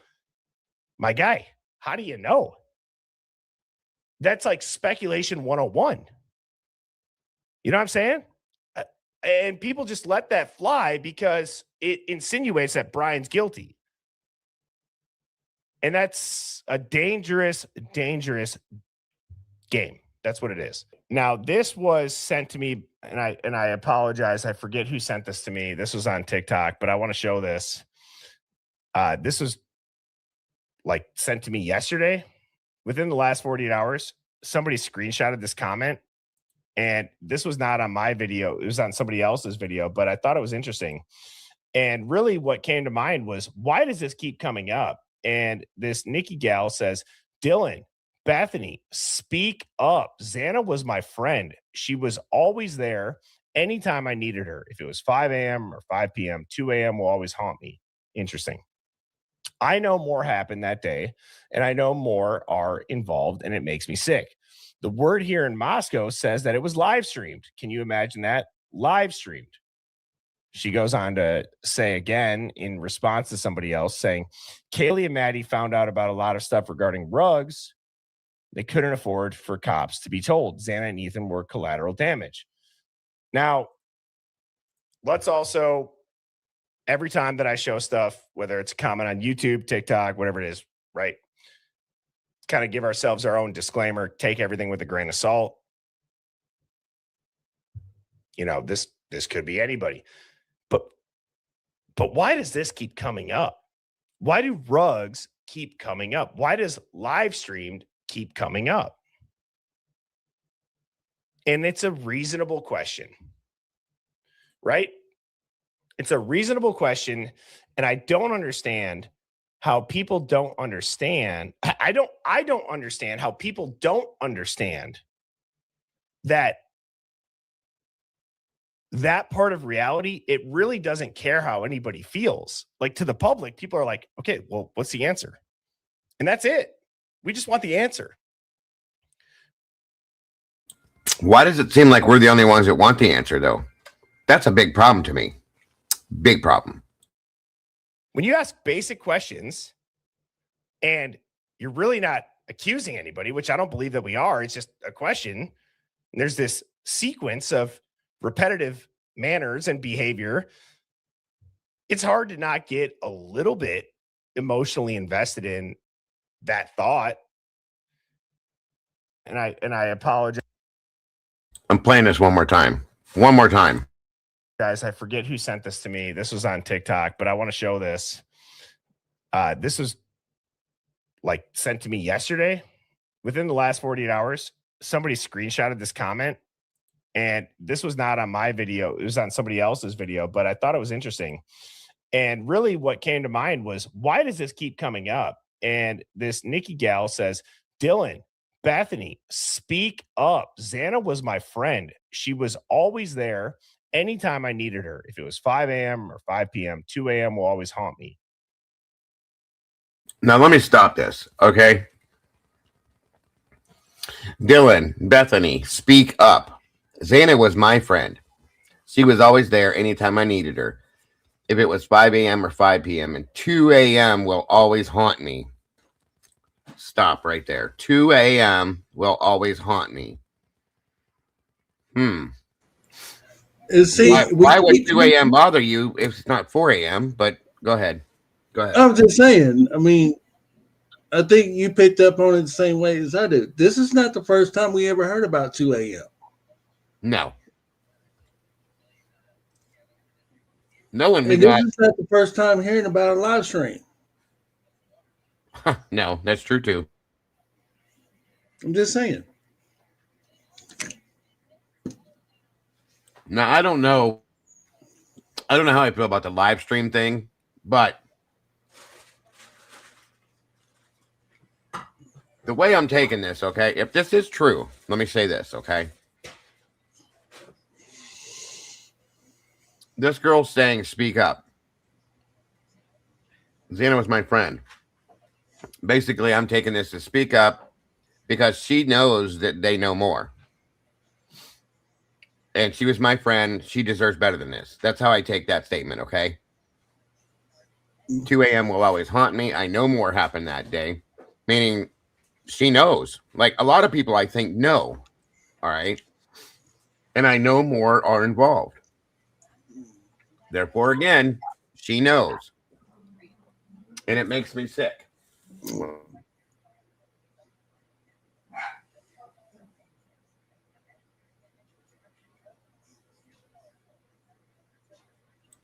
So again, the word here in Moscow says it was live stream. Can you imagine that live stream? Now, again, that I don't know, but the 2 a.m. will always haunt me. We got audio that we heard that Jules got, where we believe we hear things going on, you know, around 225 or something forward. That's interesting. It kind of lines up in that sense. But again, this girl's basically, here's the thing. If you know something, though, Nikki, what do you know? Like, if you know something, then I think that people that know shit need to start speaking up, period. Now, maybe she doesn't know for sure what she thinks she knows, and she's telling them that if you do, you need to speak up, period. I agree with that. But I don't know what the deal is. Either way, this is one more person saying she knows something, okay? Then the same person down at the bottom says, Kaylee and Maddie found out about a lot of stuff regarding drugs, and they couldn't afford for cops to be told. Xana and Ethan were collateral damage. Well, okay, let's say this is a true statement. We just found out that there is a CI that lived in that was one of the victims. That's what we just found that out, okay? So does that relate to it? And there's the problem. What we need to do now is figure out, is Nikki Bible? Is she real? Is this somebody just making a statement, or is this real? Okay. Because there has been a lot of crazy shit that's come out. It people make things up. The 4chan stuff, a lot of that stuff was made up. Not all of it, but some of it. So again, I'm not saying it's not true, folks, but I can't say clearly that we can't take it as God's word yet, because we don't know who this person is for sure. And if this person is real and they do know something, why are they not speaking out? You know what I'm saying? More importantly, why wait all this time to come out when you should have came out back then? Right. There's no date or time on this either, so I don't know when this came out. That's the thing. So we have to be careful. But again, I'm not saying it's not real, folks, or it's not true, because there's been other statements made like this. Period. Yeah, and I saw the video for Pavarotti talking about the CI thing too. He's pretty much debunked it. He don't believe that's true. He doesn't believe it? No. What's his reasoning for it? Because you have to. He said you have to have some form of criminal record or something. They had to have over your head to be a CI. No, you don't. No, see, I'll have to get into a disagreement with him on this one.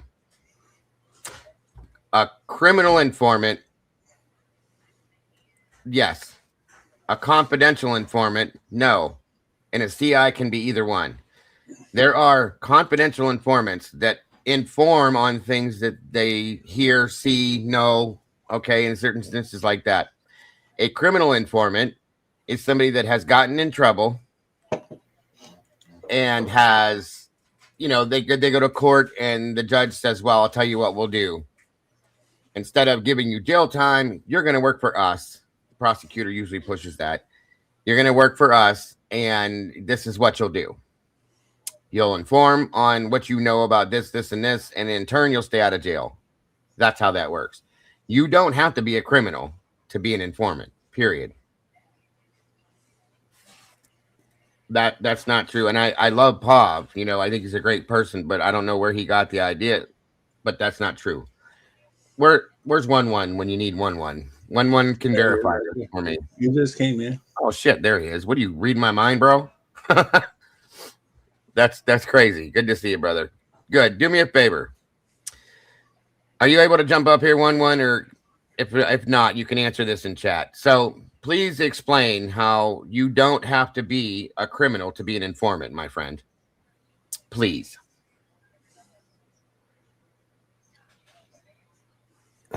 If you can come up here 1-1, you can click that link and pop up, brother. If not, I understand.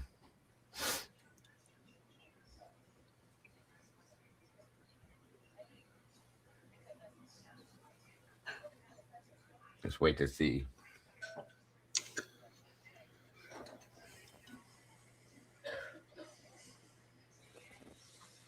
And we very clearly heard what we heard. Okay, so that's what they say. One of the victims is a CI. Okay, fine. A lot of people have been bouncing around this. You definitely do not need to be a criminal to be an informant. This happens all the time. I told you guys.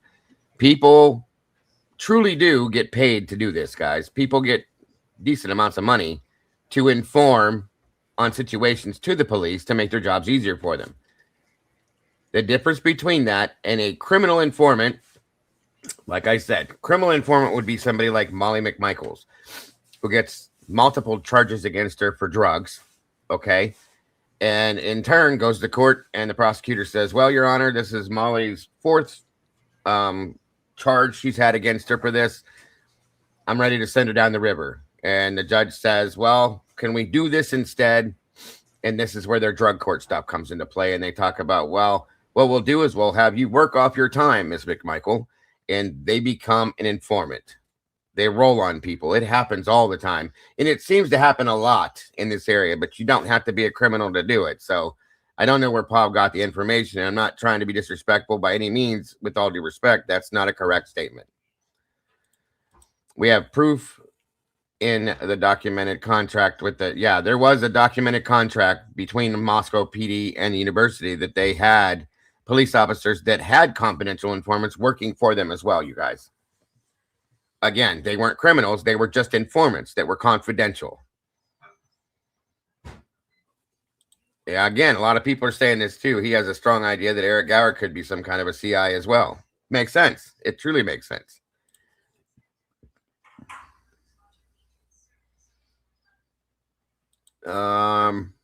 I remember hearing that, Sky. Yeah. Thank you, 1-1. You pulled up right at the right time, brother.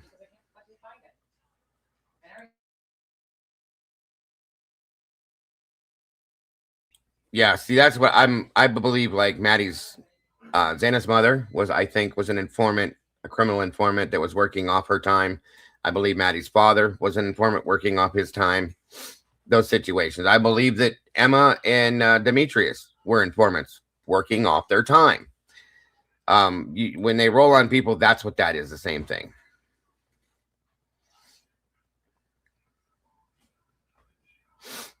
So,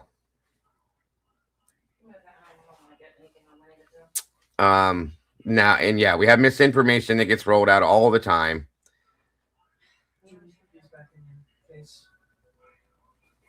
I'm making a video. No, I have a very different idea about what do you think? You're welcome to join me too, Senor, if you want to talk about that.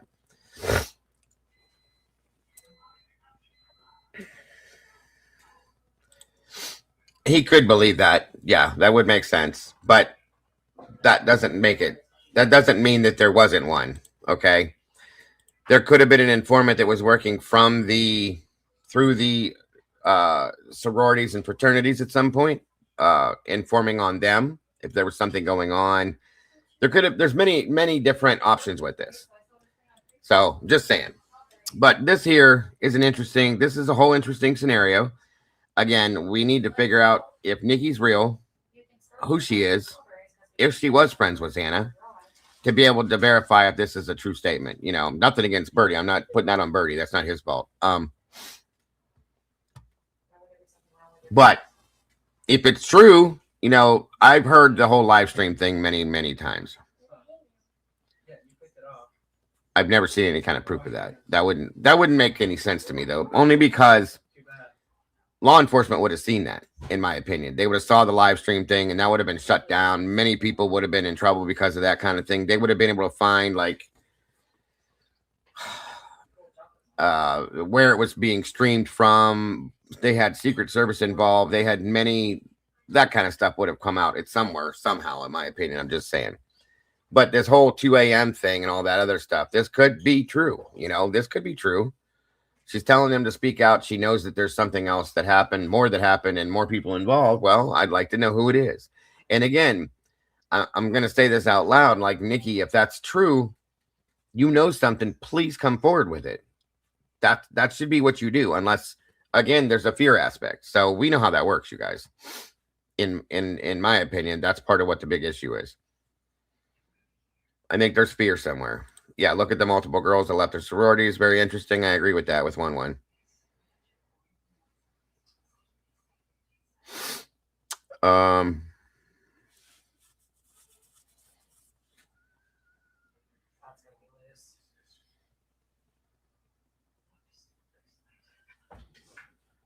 Let's see here. I don't know if you heard me, Senor. You're welcome to jump up here and talk about some stuff if you feel like it, brother.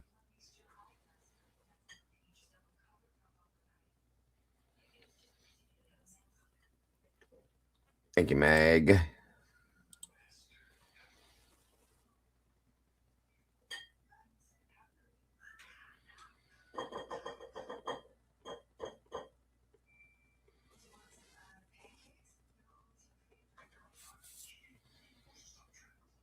The confidential alpha. What do you mean? What do you mean by that, Senor? I'm curious. Howard Bloom speaking up helps a lot. I don't like him, but yeah, I'm wondering if people are going to follow suit too. That's my thing. Is there a link? Am I just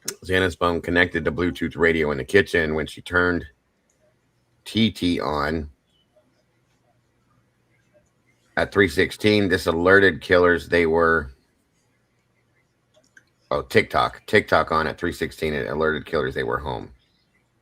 Oh, so you're saying that when she went live on TikTok, it told people that she was there. In turn, they did their thing. That was kind of like their, hey, they're there. Let's go. I see what you're saying. Okay. She referenced it. Okay. I got you. Understood. Thank you, Marky. And again, here and no, nobody's upset with anybody, guys, but we have to try to keep this as close to factual as we can, because there is so much misinformation and it's so easy to confuse somebody and start a rumor turn into what people believe is fact. Therefore, it causes more confusion, and then we're fighting to get back to the reality table, in my opinion. You know what I mean? And we fought with that for 3 years, guys. So to try to make sure that we have misinformation understood is all we try to do. But I do believe that the drug thing is plausible and definitely relatable,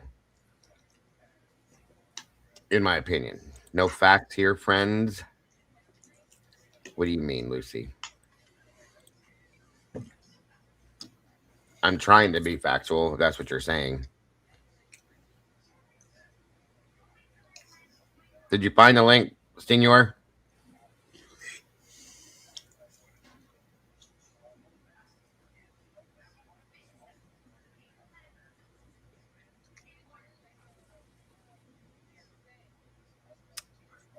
Well, okay. Am I missing something, you guys, or who? Let me just clarify who we're talking about.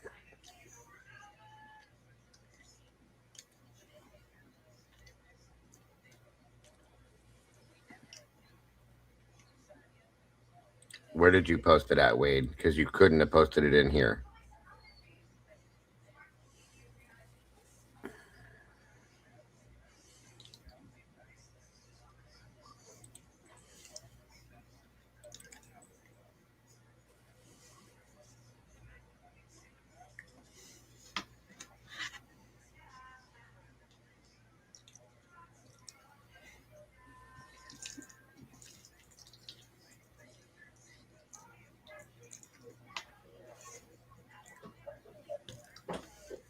Okay, I'm completely lost at this point now.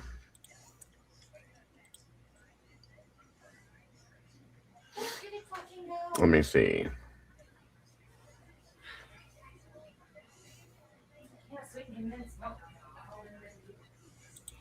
Just trying to keep on track with things.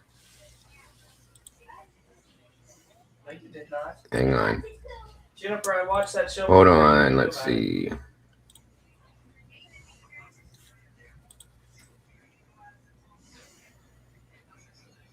About the DM. About the, oh, you mean about Dylan being okay. I just thought the whole no facts here thing, it was referring to me. That's all. I'm trying to. I know this is like a thing. I probably started it when I pulled up that suggested that, Birdie.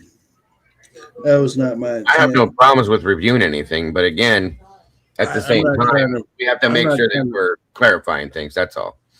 I'm not trying to spread misinformation, but I'm just saying when I come across something like that, that's very what I would consider interesting, I'll have to share it.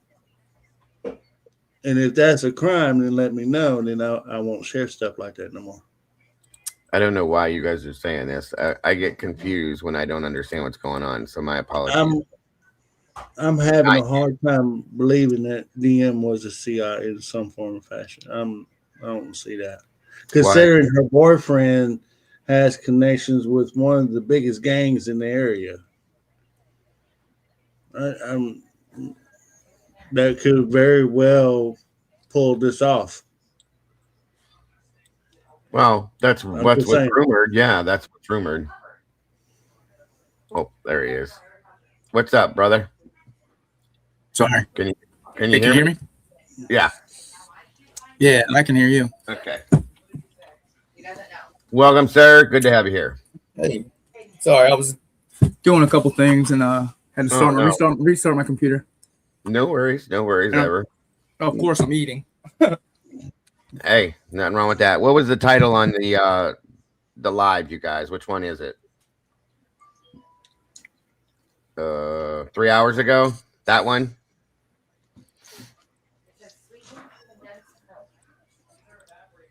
I just want to make sure I had the right one. Let's see here. 1 minute here.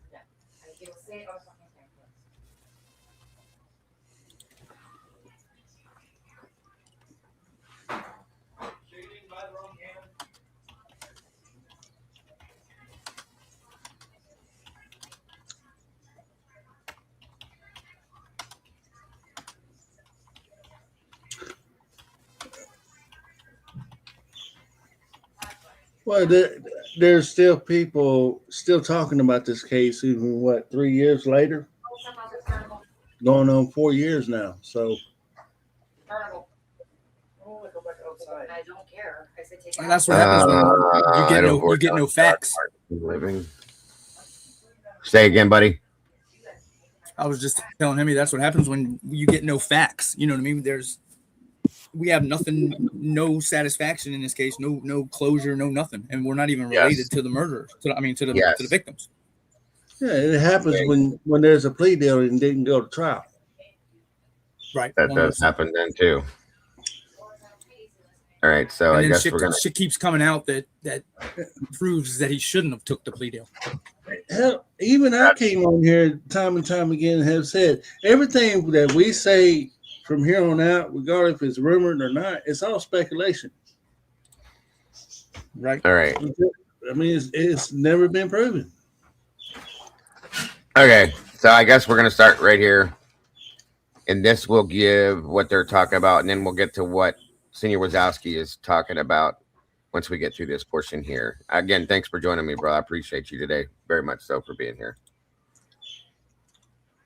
Okay. 5146, they no said. problem. All right, we'll go there and just start there.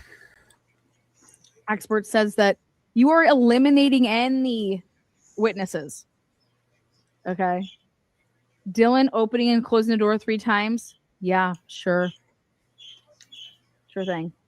I was told early on, way back before there was ever an arrest, that Dylan was a confidential informant for the FBI from a very reliable source when her days in Boise because of her boyfriend. So there's that. I put it out there. Go ahead, quote me. Opening and closing the door 3 times. Yeah, sure. Sure thing. I state is that a knife sheath with KOBERGER's DNA was found at the scene. The prosecution argued that KOBERGER, intent on murder, randomly picked a house at 4 a.m, but it's not enough to put all my suspicions to rest, and it shouldn't be. It shouldn't. This case should have never been able to be pled out, their probable cause to arrest somebody. Defense's expert says that you are eliminating any witnesses. Okay. Dylan opening and closing the door 3 times. Yeah, sure. Sure thing. I was told early on, way back before there was ever an arrest, that Dylan was a confidential informant for the FBI from a very reliable source when her days in Boise because of her boyfriend. So there's that. I put it out there. Go ahead, quote me. Okay, so that's what she said. She said it clearly and said, quote me, that's fine. But her days in Boise because of her boyfriend, which we all know who the boyfriend was and what or is and what he's involved in per se. Now, does that mean that she's informing while she's in Moscow? I don't know how that works, you guys. Does it work? Do you continuously do it? So on and so forth. How, does it go that way? There were investigations going on in Moscow at that time. Was she working that way too? I don't know. It could be true.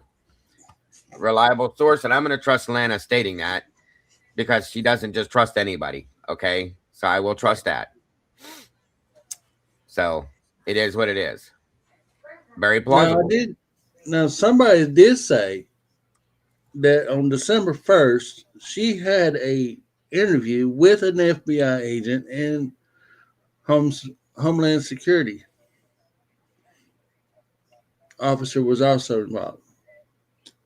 So there's that too. That's been floating out there for a while though. But also, if Dylan was a CI in Boise, it's not like when you have a CI. If you're a CI, you're not gonna like go when you go to a different state. You're not gonna like check in to the police. Bingo. You know what I mean?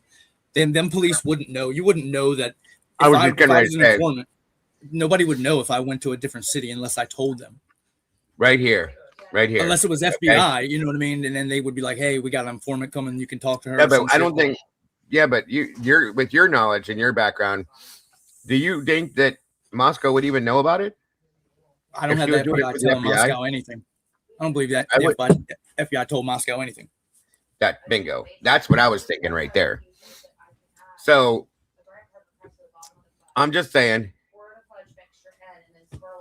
That would make some sense. I can't imagine they would either, especially at a place like Moscow. For God's sake, you know what I mean? And really, the FBI is going to use what's the fucking word? Reliable. You know what I mean? And yeah, a couple times after meeting Dylan, you're going to realize she's reliable as the fucking wind. She's just totally unreliable. Right.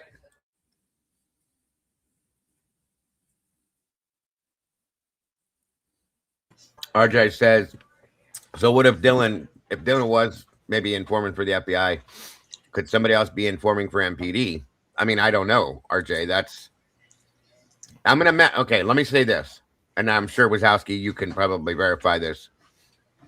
Being that Lanier said what he said to the other officer, when he said, I don't know if you know this, but one of the victims is an informant. Now, him knowing about it would mean that they were informing for MPD, right? Or am I right or wrong with that? Or would that not be true possibly? I mean, that means Lanier would know. And obviously he said something to Snyder, or was it Snyder? Because I think it was Snyder. You know what I mean? So Snyder might be aware. And then they also walked away from whatever the new chief is. They definitely didn't want him to know. No, they whispered. They were whispering for one, which is why it was so hard to hear. Two, I can tell you more over here, away from this asshole. Yep, bingo. So that's kind of my thought too. Hold on, what Julia say? Where you at, Julia? We would never have gotten her interview if she. That's kind of what I was wondering. That's why I was asking these questions. 100%. Okay, thank you. All right, good point. Very good point. Now. Anyway, we have that clarified. There's no reason to argue there. We heard it clear as day. End of story, moving forward. But thank you guys for the input. I appreciate that. What's up, Willie Will? Willard's in the house. Good to see you, buddy. So what do we got with Mr. Senor Wazowski? What are your thoughts going on today, brother? I try to have as least amount of thoughts as I can. With this case, I don't blame you. I just don't. In general. Yeah. No, but I've been thinking and found a couple things, and I was gonna wait till I put a video out, but it ain't that big of a deal. I honestly believe it's got something to do. The CI was Hunter. Hunter? Yep. Like Hunter Johnson? No, Hunter Chapin. Chapin, got you. Okay. And I believe he was. They were looking into the Lindau case. And Hunter wasn't happy with how it came out, and he knew something that was going on. And I believe he moved out of the frat house because of that. It wasn't because of grades. You mean Ethan, not Hunter. You mean Ethan. I'm sorry. Yeah, Ethan. I'm sorry. You're all right, bro. You got me confused. Like, wait a minute. I'm confused. Right, I knew. There's too many names to remember. I got you. I do it all the time. So Ethan Chapin. And that's why he had to move out. It wasn't for grades, you know. That's why his apartment's on hush hush. It's probably a fucking safe house. You know what I mean? And that could be like we were talking this morning in the Discord. I'm glad you brought that up. Okay. We were talking like why this is something I wanted to bring up, but I'm glad you're here. We're in this combo now. Good stuff. So one thing I pointed out, I didn't point it out. It was pointed out to me, and I grabbed on like, yes, that's an important issue. You realize, and again, I'm basing this on your police experience, sir. We never got Ethan's apartment documents on that apartment ever, as far as like said by anybody but a victim in an interview. It was never even stated by official sources or anything. Now, right. There was a report I remember reading. I can't remember if it was MPD, ISP, what it was, but there was a statement made that Ethan was not fond of his roommates. Said there was roommates in his house. So he stayed away from it and was always staying there as often as possible. But here's the problem. If you were investigating this case, would you or would you not be interviewing Ethan's roommates as well? If they exist. I mean, we don't even know if he had roommates at that apartment. I mean, we don't even really know if there was an apartment. You know, there's never been an official, hey, yes, he did, but yeah, exactly. And that's what I'm saying. There were some statements and reports, but there's no verification of this stuff. That's exactly my point. And it's never even been verified why exactly he moved out of Sigma Chi. They said it was for grades, or they said a couple things, but and Hudson Lindau was his best friend. Apparently, he didn't like what rushed together or whatever the hell it's called. Yeah, and then and MPD needed to put him into a safe place where he had, you know what I mean. They could have their meetings. You know what I mean. He wasn't having to go to the police department to meet up with him. They could have this apartment safe house. Considering the things that were done to Ethan, the injuries, the wounds, it makes me wonder. Okay, it makes me wonder. And the secretness. Why wouldn't, if one of them victims was in that house and got killed, the first place you would go is where you knew they had an apartment, where their dwelling was. And that would be that could be the primary crime scene. And you know what, dude? Good point, because it makes me wonder, we have a lost timeline, kind of, for Ethan and Xana, right? 100%. We don't have any timeline, really. So wherever they went that night, besides the places we know they went, you got to wonder what or where that was. Yep. So I'm kind of starting to think that they weren't even at the Sigma Chi party. I'm starting to go down that road.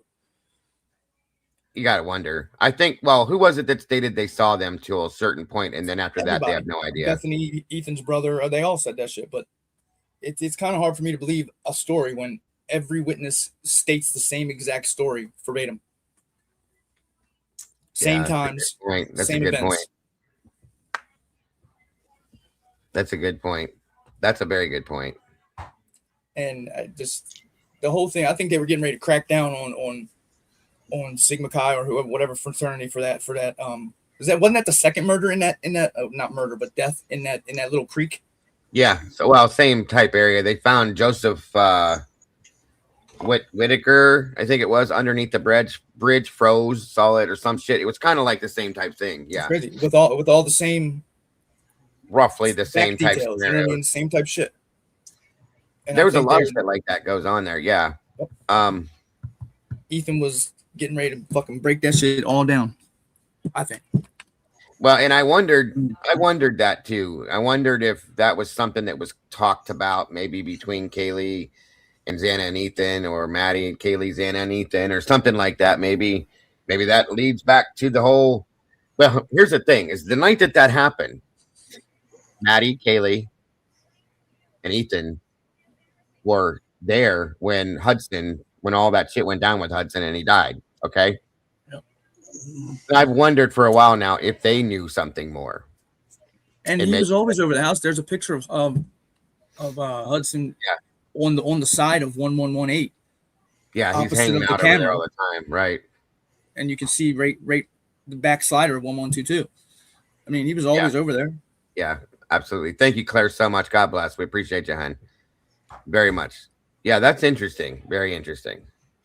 And if you try to find anything on Ethan, you can't find nothing. Absolutely nothing.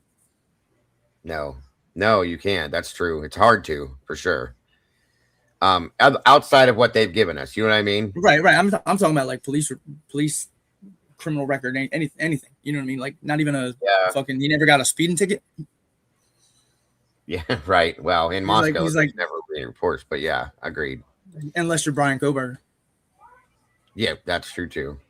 Also, who were Ethan's roommates? Why wasn't there a warrant for his apartment? That's what I was saying, Rach. Right. 100%. None of that ever came out, and you would think like they interviewed everybody else that knew them. They interviewed close circle friends, places where they lived. They went and looked into places like that, and never with him. That's weird to me. And a lot of them, when asked about Ethan, they knew him in passing. Yeah, they all said very true. In passing. I known him because of Xana. Nobody was actually friends with Ethan when they came down to the interviews. Right.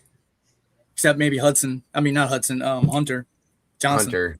Well, and see, that makes me wonder if Hunter might have known. Let's say Ethan was a CI, and maybe Hunter knew about it, and maybe there was word around the street. Snitches get stitches, that type of thing, you know, and somebody was snitching, they're going to be going down, so on and so forth. So when Hunter shows up there, he doesn't seem very distraught. Maybe he knew already. Maybe this is why everybody distanced themselves from them that night. You know what I'm saying? Yep. That's interesting. It's hard to, I still can't put together what, like, all four of them, you know what I mean? But that's another story. I mean, and it would explain if Ethan was doing that, it would explain people being more understanding as to what happened with him. Like, yeah, his parents like not talking, coming out. Yeah, right.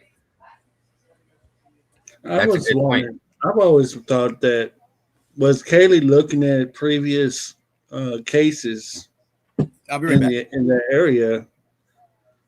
He dating way back when. And going, wait a minute, hold up, there's a problem with this. And she was on to something.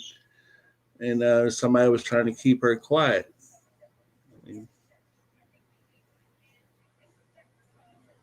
So that crossed my mind. Yeah. Being in true crime, she's already looking at sex offenders moving in the neighborhood and everything else. So. And from the cases that we have covered here, two of them are questionable at best, being that they was suicide. So, and we've seen how they tried to cover all this up as well. So, right, I got you, Murky. I understand.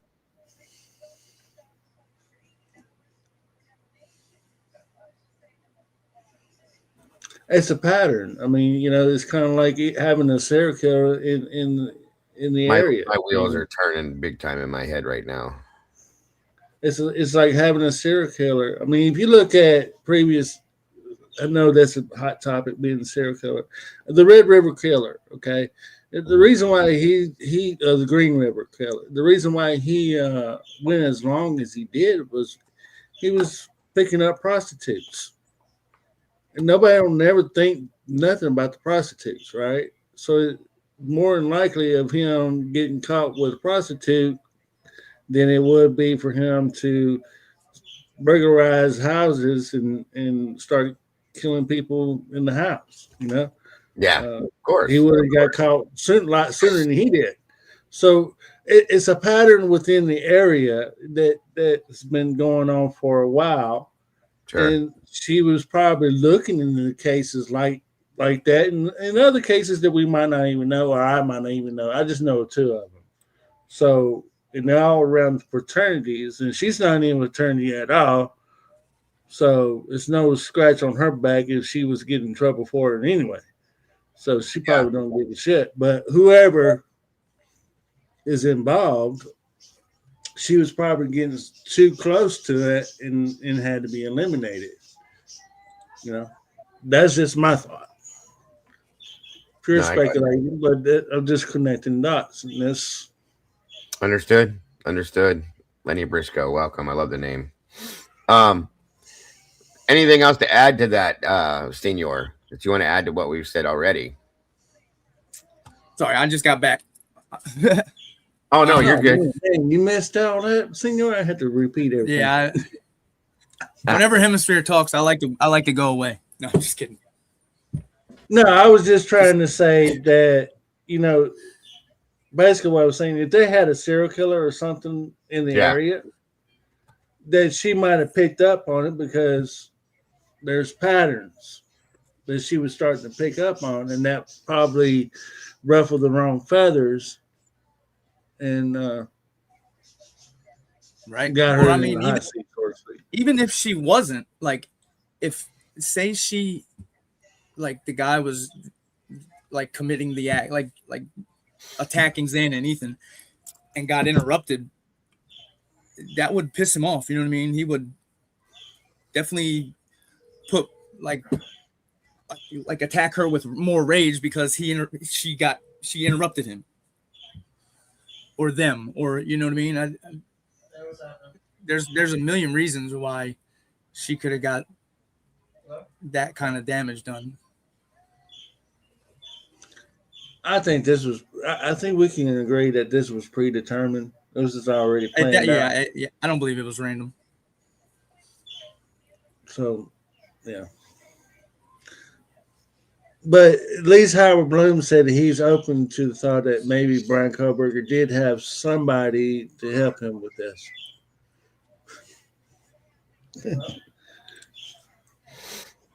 Oh, man.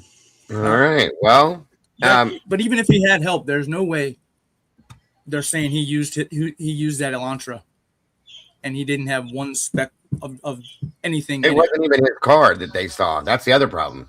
Right. I believe it was the what is the Ford Fusion? The undercover car? Yeah, right. Yeah, I think that's what I thought too. The whole fog light thing threw me off completely. That the car shouldn't even exist anymore as far as I'm concerned. And now we have Mr. Bloom that came out and said everything he said. Now he's backpedaling because now that he sees these crime scene photos and realizes that this is not one person dancing around in here making all that mess. That's a lot of people in there moving around. Right. Again, my opinion, but that's what it looks like to me. Thank you, typically. So I do have this other thing I wanted to bring up here, guys, and I'd love to have your opinions on this too, Senor and Hemi as well, once we go through this. As everybody knows, one of my favorite attorneys out there, Andrew Myers, he did a new video and he's talking in regards to the crime scene photographs that we've been through and about what we've been talking about here, saying that there's some new questions with this. And this is coming from an attorney side of things, okay? And I think it's kind of important to look at that, discuss that, so on and so forth real quick. So I'm going to run this. And I'd love your opinions on this, both of you and everybody in chat as well. Okay. Again, thank you both for joining me and all of you as well.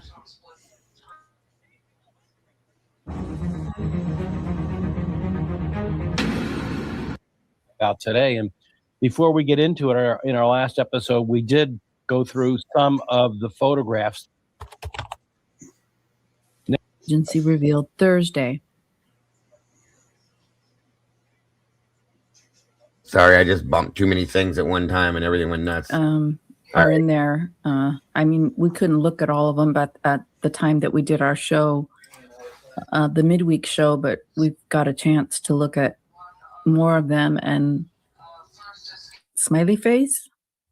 I don't know. Let's take a look. First of all, though, what we need to do is understand that the Idaho police have now revealed the reason that they temporarily removed the grisly BRYAN KOBERGER murder scene photos. And this is an article that appeared in the New York Post. Right. And I'm going to read it because Andrew's throat is a little sore. Yes. So here we go. Idaho State Police temporarily yanked horrifying crime scene photos of the off-campus house where BRYAN KOBERGER slaughtered Moscow to redact areas removed for further review to ensure. The Idaho State Police said there were concerns over privacy and public accountability. And then it goes on. This was a tragic case, and we do not take the impact of the crime or the release of the record. I'm kind of scrubbing forward just a little bit for certain things that we already know to get to the point where they're doing. It's lightly, the statement said. Well, I sure hope you do. As they slept. And I think the photographs disprove that. I think the photographs, and you know, some of the things that we've read in the police reports, which we've gone over in the past, they were not knifed to death as they slept. They just weren't. Yeah. It says haunting images show puddles of blood on the floors and gore dripping from the walls. Other eerie shots captured mattresses, bed sheets, pillows, furniture, clothing, and the victim's personal belongings drenched in blood inside the trashed bedrooms. Very violent, very, very violent. I think there's clear evidence that they fought back. I mean, just look how disheveled everything is, how, you know, there's blood everywhere on the floor. It's like they were slipping and sliding in the blood and, Gonsalves' devastated family released a statement after the gruesome images were made public, claiming they were only given a 12-minute heads up from police before the photos were published. Please be kind, and as difficult as it is, place yourself outside yourself and consume the content as if it were your loved one, the family wrote in a lengthy statement on Facebook Tuesday night. Murder is an entertainment, and crime scene photos aren't content.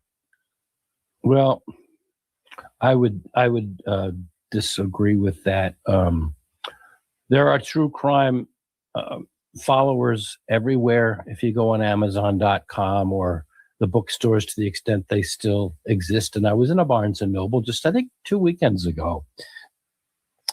People are fascinated by this. People do study this, whether they have a genuine interest in detective work, in police work, in investigation, in criminology, in psychology. Catherine Ramsland and many others are psychologists that study the human mind. So it is content, and it is material that people are going to look at. They just are. And we're being respectful about it. I understand that it's somebody's loved one that was unalive there, but you know, it's interesting because you know you see the brutality of it, like I had said before. Right. Anyway. And it's a legitimate, valid study for police that go into law enforcement and people that go into psychology and people that go into other areas. It is a valid, legitimate study for people to do. Now, if people want to go down in the tunnels and make fools of themselves, you know, I can't comment for them. Yeah, I mean, okay. KOBERGER 31 copped to the quadruple killings when he took a surprise plea deal last July, just weeks before his highly anticipated trial was to kick off.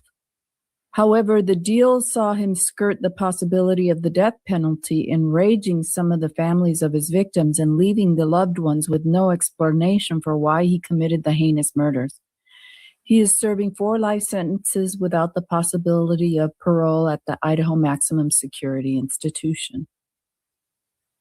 I guess that's it. And, you know, there are those who say, oh, well, he didn't do it. And, oh, well, you know, things are going to happen. And I don't know. I wasn't there. I can't say. I've read as much as I can. I've read thousands of pages of police reports. I've watched other people who are very good read through the thousands of pages of police reports. And yes, we've done a couple of episodes where I've commented and said, you know, there was one study that documented 31 actual cases in which people pled guilty to crimes they did not commit, and it was later proven that they did not commit those crimes. So I'm not going to say he didn't do it. I'm not going to say he did do it. I think it requires a lot of study. I don't know why the guy would plead guilty, knowing that he'd have to spend the rest of his life in jail. I don't know why the guy would plead guilty, knowing that he had a chance at trial. What do you think, dear viewers? Comment down below. I thought that his attorneys were excellent, all of them on the team. And Ann Taylor was an incredibly good attorney. I think she did everything she could. I think she battled against at least the second judge, who was clearly, obviously, without any hesitation, not on her side. So, I mean, I don't know. Yeah, I don't know either, but if a person has an opinion, it's their opinion. Some people think he didn't do it. Some people are dead set on the fact that he did it and that he pled guilty for it. I mean, it's your opinion. So let us know what you think. The other thing I'd like our viewers to comment on is, do you think it was right that the Idaho State Police released all of these photos? Or do you think they should have been more careful? Do you think they should have released them at all? Or do you think they should have been careful about releasing all the photos with the blood? So we have gone through the photos more, and they're pretty outrageous. There are a lot of them. There are 2,790. I love the way the people in the media are too lazy. They say over 2,000 photographs, or just about 3,000. It was 2,790, and it doesn't take that much longer for you to say that than over 2,000. But I go on. So here we go. Yoli, what is that down in the corner there? I mean, it looks at first blush like a smiley face, which is creepy. Painted in blood. Yeah, painted in blood. So there are other photos. So let's go to the other ones. This is photo number 1120. And I think if we keep going, we'll see some better ones. And I'm going to zoom in so you can see it better. But where is this, Yoli? I think this is Maddie. This is Anna's room. Okay. I'm pretty sure it's Anna's room. Yeah.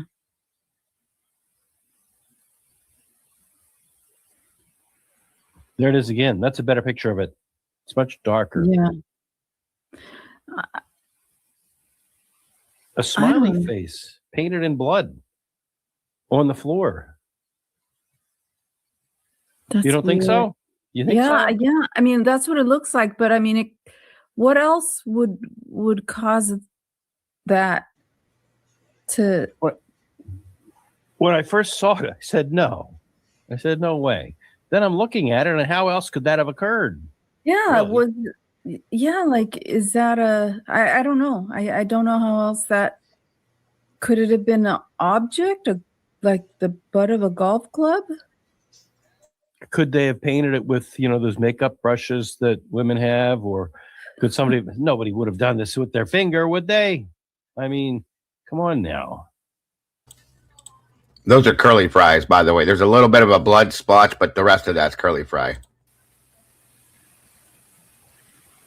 There it is again. That's an even better picture, I think. That's an even better picture. It looks like it was. Ooh, it looks like it looks pretty clearly like a face to me. It really does. It does. And there it is with light on it. Oh my God. Look at that. Yeah, and you guys got to understand, MPD, because of the ridiculous idiots they are, they moved all this stuff out of the way, moved the room around, moved furniture, did this, did that, so on and so forth. Granted, it does look like it was done on purpose. Don't get me wrong. I've looked at it 3 million times. This is a blood splatter, I think, here. And maybe that. These are curly fries that ended up, hell, for all we know, this could have been one of the damn MPD officers screwing around and did it on purpose. Who knows? But I don't think so. But they did move a bunch of shit around when they weren't supposed to. In turn, things are getting tossed and mussed around and all sorts of stuff. So I'm just not 100% on that. That's all. They go, if you zoom in, I don't believe they're curly fries. I don't think they're curly fries. These two looked like curly fries to me. I zoomed in quite a bit, but on this one, I had to pull up the other photograph to do it. Yeah, the bottom part down here, and this, they're 3-dimensional. When I looked at them, this up here, like above, like this thing here, and then this, I believe, are blood splotches on the floor for sure, because there's marks all around them. You see them here and there and there, and then the droplets. I swear these two are. I'd probably bet about $50, you guys, that those are 2 curly fries. And there were curly fry containers. There was a Taco Bell. We found a black Taco Bell, whatever those fries Taco Bell offers, container for those. And they had the curly fries from Jack's. I saw the box for those. We saw those in the photographs.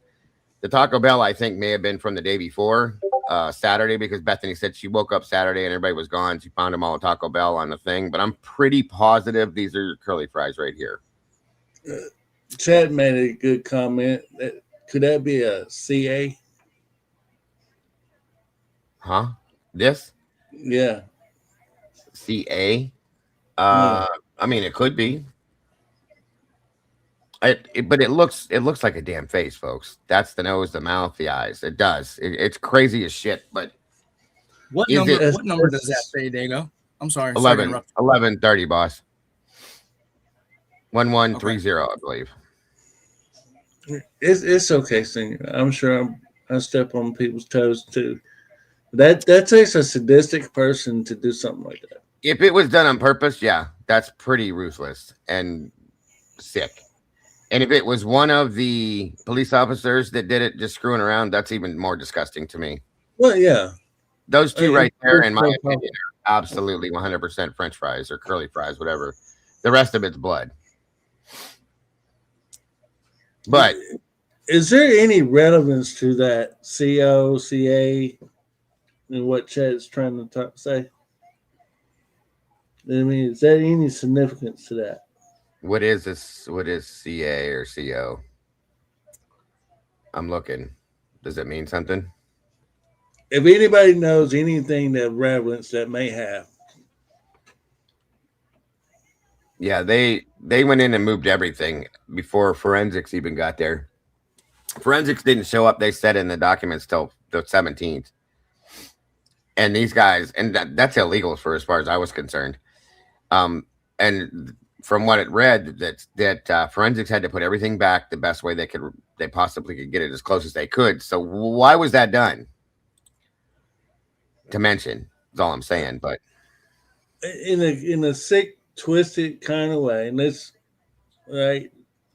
go with this. Whoever did this was so proud of him, and that's his signature mark, right? It's kind of like an artist that got through painting a picture. So now he's done with whatever he's doing. I mean, it's possible. His signature mark. Yeah, it's possible.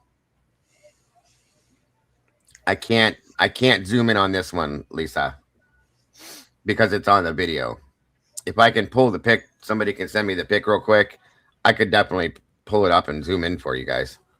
And see, you would take somebody like the profilers, FBI profilers would walk in the scene like that and probably would see something like that, and that will speak to them about the psychological meaning behind it. I don't know that I believe that anybody would sign like that they sign their initials to this, because then people could figure that out, figure who they were from that per se. You know what I'm saying? That's just, again, my opinion. But I mean, if you were to look at it that way, that could also be CC. It looks like it's broken there. Both of those both look like they're not fully closed. So CC. But I just don't know. It could have just been a clear coincidence, as much as I hate saying that. Or was one of the victims writing something with that? You know what I mean? I mean, it's hard to tell for sure. Well, yeah. I mean, then I have to sit there and think, well, you know what? MPD has been walking through that whole damn crime scene all that damn day. Yeah. I don't know. I just think it's coincidental, and that it seems to be.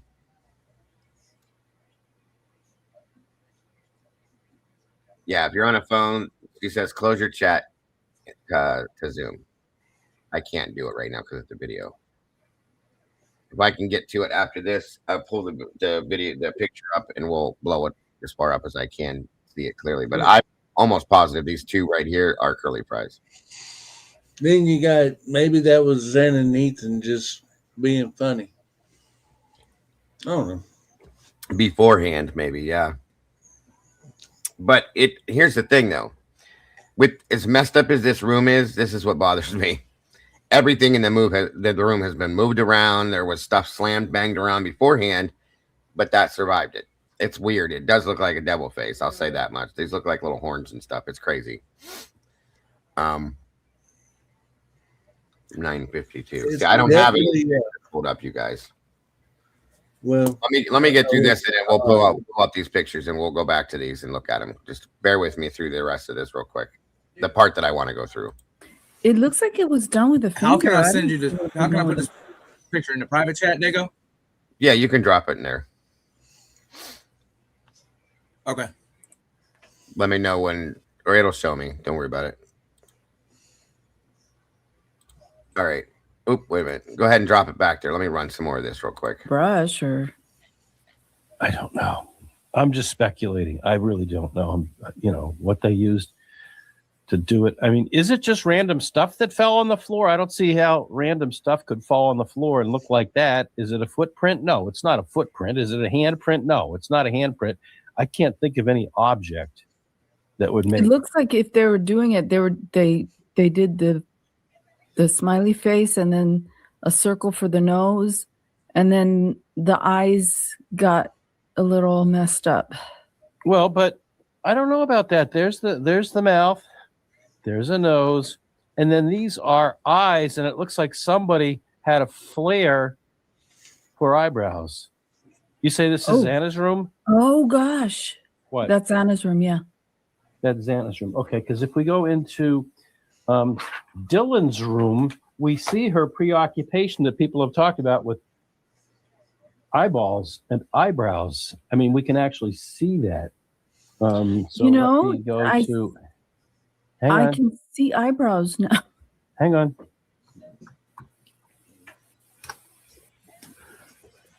Look at that over there. She's got a thing with eyes.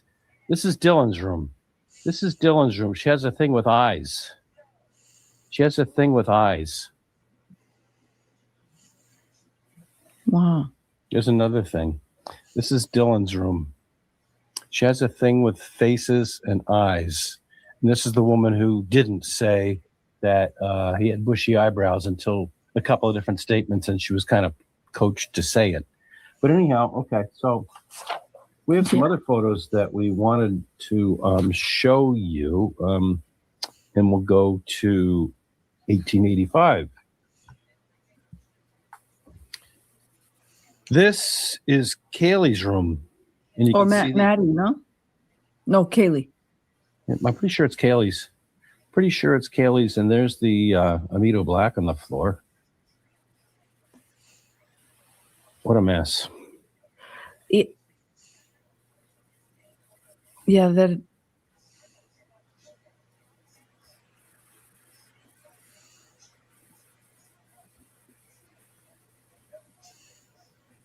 No, that's Maddie. Okay. It's Maddie. I don't see the M. I don't see the M in the window, but maybe they have blacked it out there. Her pink boots. Yeah. Okay. So, yeah, because there's very little blood in this room. Let's go to 1906.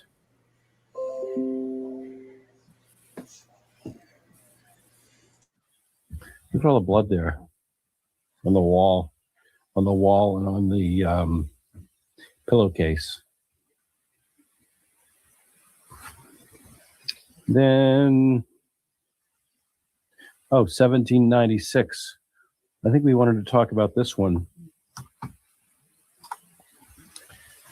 There's the sheath.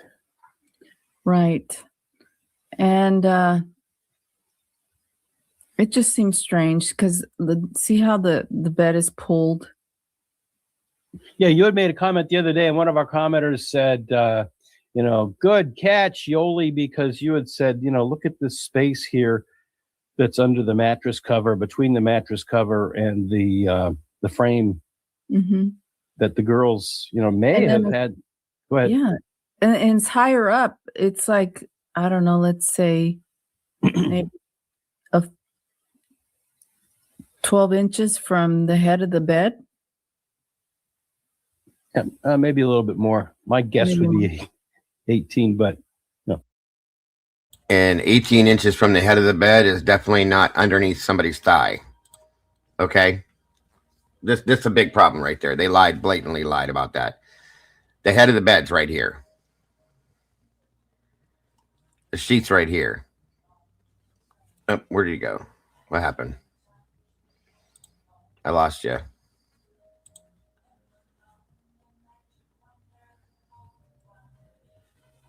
Hold on. 1 minute. Put the link back in.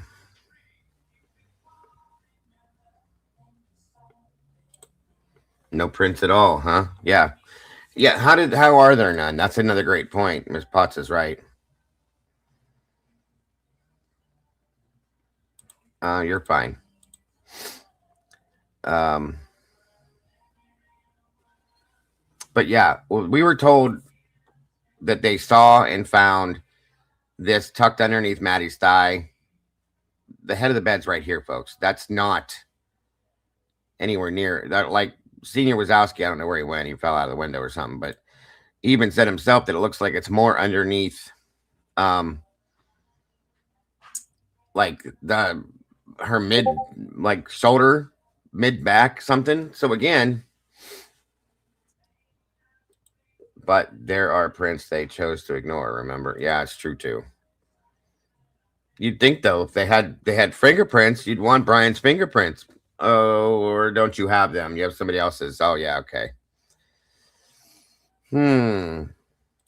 Do we think the attacks came from the foot of the bed or from the side? See, I always imagined that whoever did this was standing right here, like leaning over her. That's how I envision this. I could be wrong, but that's a good question, Design. 30 some other prints they deemed without testing to be law enforcement. Gee, isn't that interesting? They're just automatically law enforcement, huh? But you didn't test them, so how would you absolutely know that for sure?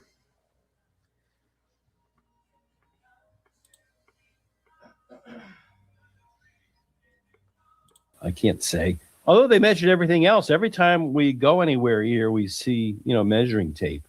There it is again. There it is again.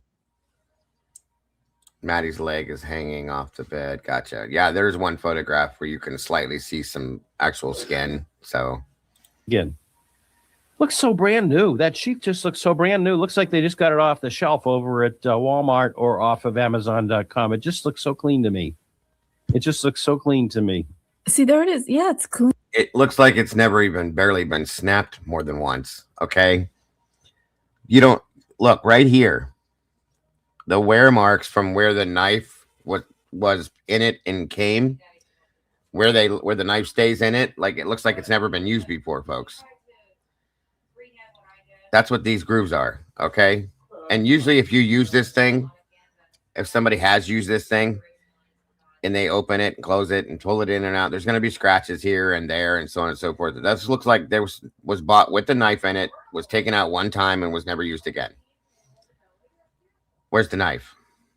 Because I'm going to tell you right now, this to me looks like the one that was purchased by law enforcement. Brand new.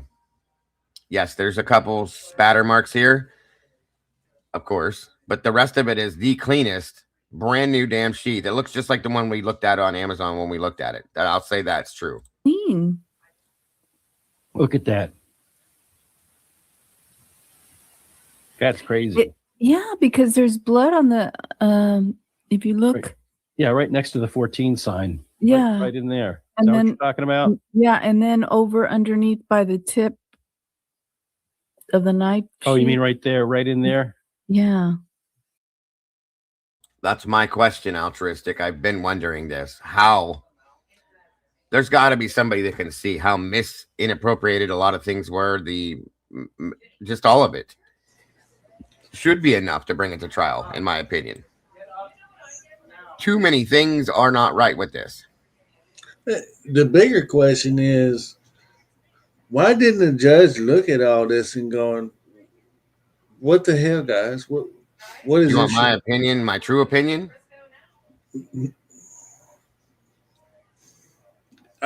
We've talked about it several times, Dago. I I'll tell already you, know.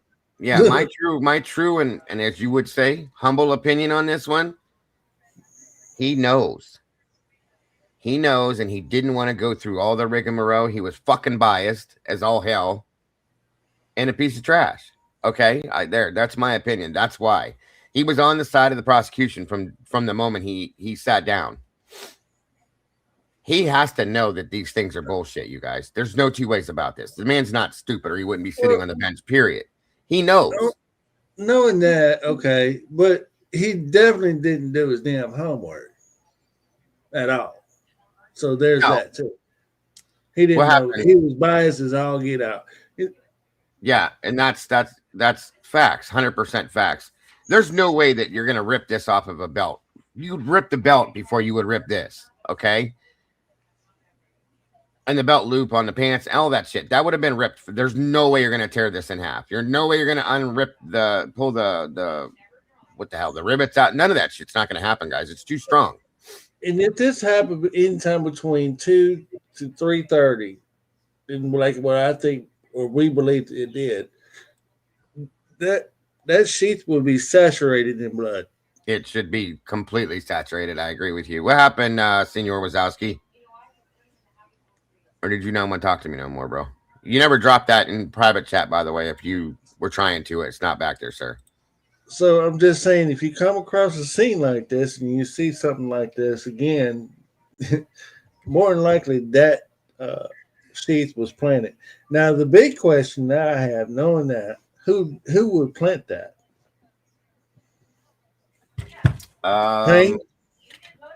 Maybe. I know somebody within the legal team of Moscow. Whoever needed to do to make the cover up happen. Yeah, because we got them in the they was already game planning in the kitchen, damage control, all the way out in the parking lot. So the way it's laying there, it looks like somebody ran in and dropped it there. No lie. Welcome, Aquarian.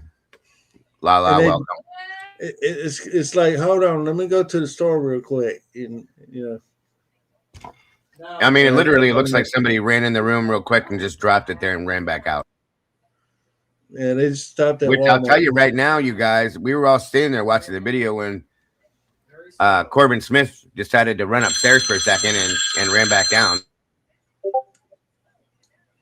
How long after the crimes happened did they find the sheet?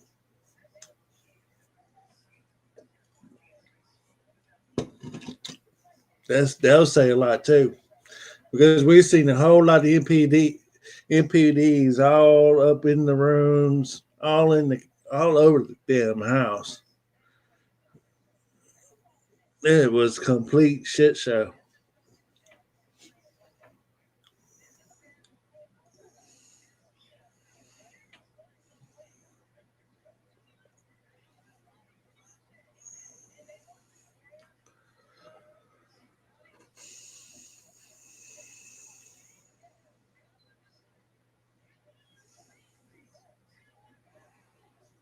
You see, I'm gonna throw this out there. Here's another thing that just keeps coming to my mind is there's a lot of previous knowledge that's been displayed here.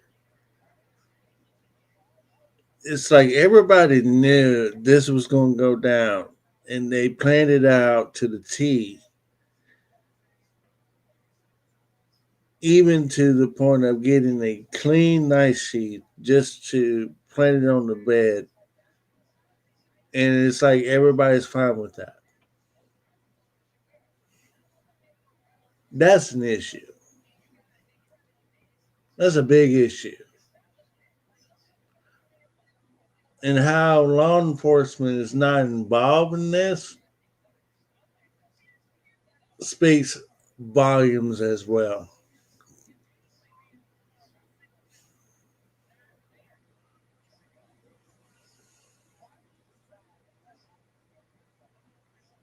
And it's just crazy to me to see all this going on, and there's not one person that has called bullshit yet. But 2 times that we've seen things are being released, not only to get right back, or they can take it back because they haven't been redacted right. That speaks leaks to me.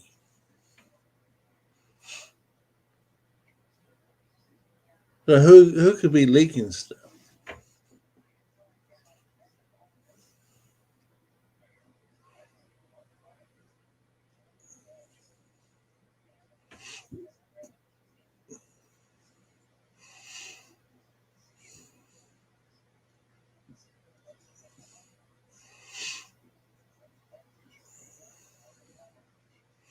Say that one more time. For whatever reason, it just went real fuzzy. The last thing you said. What? The last part of what you just said was really fuzzy. Oh. I don't even remember. Wow. All right. No problem then. No problem. Yeah. How could it possibly be so clean? Oh, and then we had a disagreement the other day, and I saw that you were right. I had mistakenly said that the blood/DNA was on the snap, and that's what they said in the initial probable cause affidavit. But then when we got some pictures, I don't know, 3 or 4 months ago, that the forensics lab had marked up, then yeah, it wasn't on the snap. It was on the what do you call it? The strap. Thank you. And they also talked about it in the hearings, and they referred to it as snap. Yeah. Not strap. I'm out here. I'm a podcaster. I'm an attorney. I work, Monday, Friday, and I try and cram some time in to do these. Am I going to make some mistakes? Yeah. Yes. But I'm not being paid, and I'm not assigned to the duty to prosecute this case. And you would think that the people that have the duty to prosecute this case would have the resources to know what the hell they're talking about. That's A. And B is that, a probable cause affidavit is the document that deprives somebody of their freedom, of their liberty. The probable cause affidavit was used to go and do. Say again? I was asking Chat who might be leaking stuff. There's two instances where, like these photos they just pulled out, they take them right back, and then those documents time before. So who might be leaking stuff? It wasn't a leak. They put it in the New York Times. I read the article last week that they released them. They talked about it. MPD themselves. They released them, or ISP. I'm sorry. And then they took them back because there were people that were contacting them saying there's some issues with the photographs. You might want to look into this. So they pulled them back to double check to make sure. Well, and you know why? There were certain photographs people were able to see things on. So they pulled them back to go through them, and they said it was just temporary, that they were going to re-release them. So we'll see. But I don't believe it was a leak.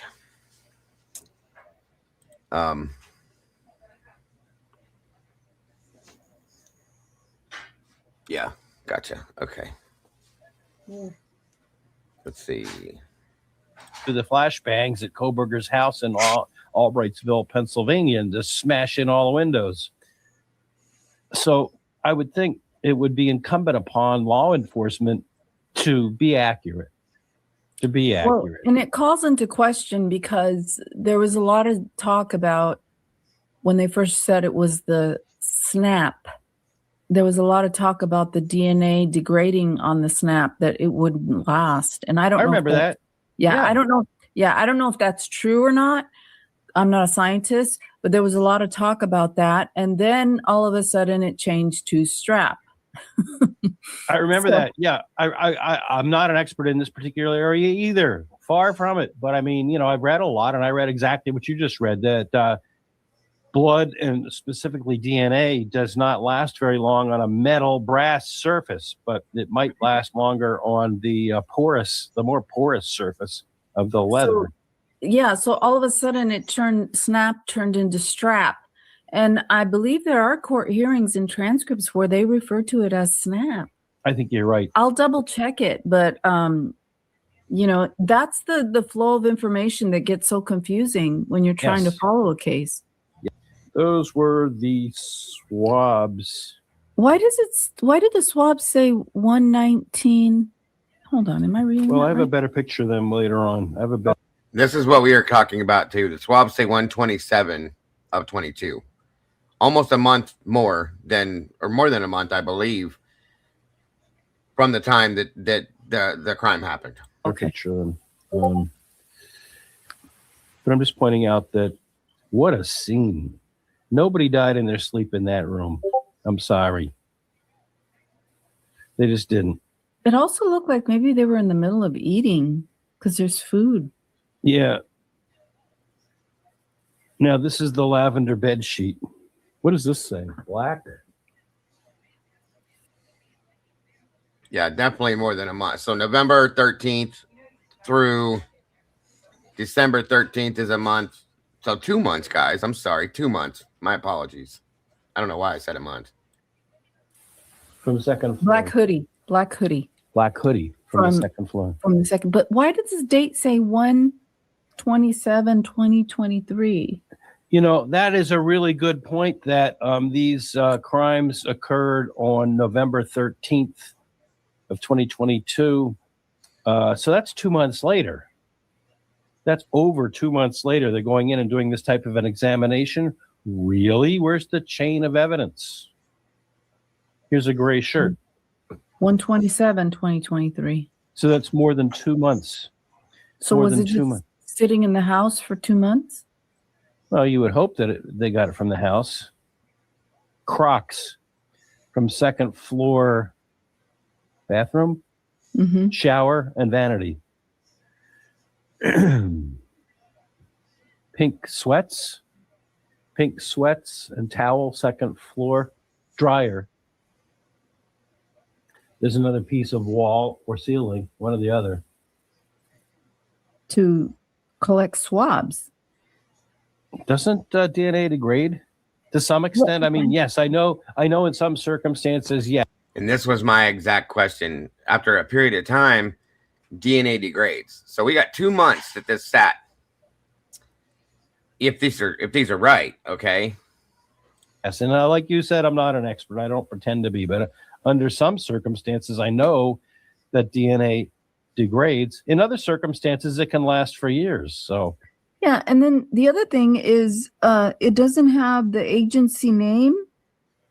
You see how it says agency? Yeah, I do see that. And then it doesn't have the case number or item number, and it doesn't have collected by who. But Maybe yeah, there's initials, but I don't know. Agency should say Idaho State Police. Date, they've got that. They've got the location. Maybe these are owned by the Idaho State Police, so that's just assumed. I don't know. Just I don't. It just I don't seems know if incomplete. I don't know if it's fair to criticize. We did, especially the ones the oh Jesus, I can't think of the name. But anyway, Annie pushed for us to get those photographs nonstop pushed. Okay, so yeah, I agree. Them for this or not. Then the next one I wanted to do. Well, we'll just go there. Ceilings, floors, ceilings, floors, ceilings, floors, ceilings, floors, stairway. A lot of blood. Well, yeah, this is where the runoff, it doesn't necessarily mean that there's blood there. There's a runoff, but there's certain areas that indicate blood, and I'm not an expert. I don't know. Look at all of that. That tells me that there was blood on this railing, and they put the Amido black on it, and there was so much material that it puddled down into this big puddle. That's what it tells me. I don't know. Look at that. Look at all that material. I think that's blood right there. I don't know. Oh, the footprint. Remember the footprint? Oh, right. There's the latent footprint right there. That's it. It's like somebody was coming out or into the room. Or just there's a better shot of it. There's another shot of it. There's not that great of a shot of it. That's after they cleaned it up, but you can see the pattern of the boot print.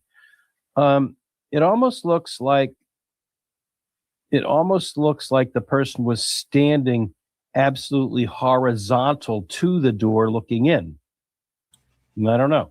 Or standing, this is what I said, straddling the threshold, looking out into the living room area by where the pong table is, possibly watching something happen over by that half wall. Because again, we're watching the video today again, guys. I'll pull that up here in a minute too. That's why we're doing this like this. Watching the forensic investigators stepping over something in that living room in the video, clearly. Whether it's bloodstains or a person or a piece of something, they're stepping over top of it. And she's doing it in a sense that it looks like she's making a big step over something. Okay, that's weird to me. I don't know what exactly the hell she's doing, but it's odd. So I'm telling you that something happened at that in front of that half wall by the pong table. My opinion is that Kaylee was attacked there. If she ran down these stairs, maybe she was attacked here, got away for a second, and then got attacked again over by the table. That's my opinion, truly. Checking Discord for something. Who is that from, Angela?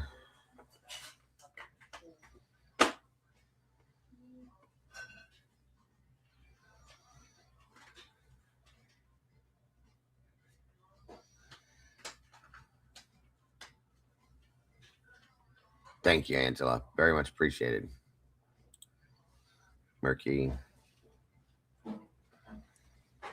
10:17, 10:32, and 11. Hold on, 10:17, 10:32, 11:30. Thank you, Murky. And hold on.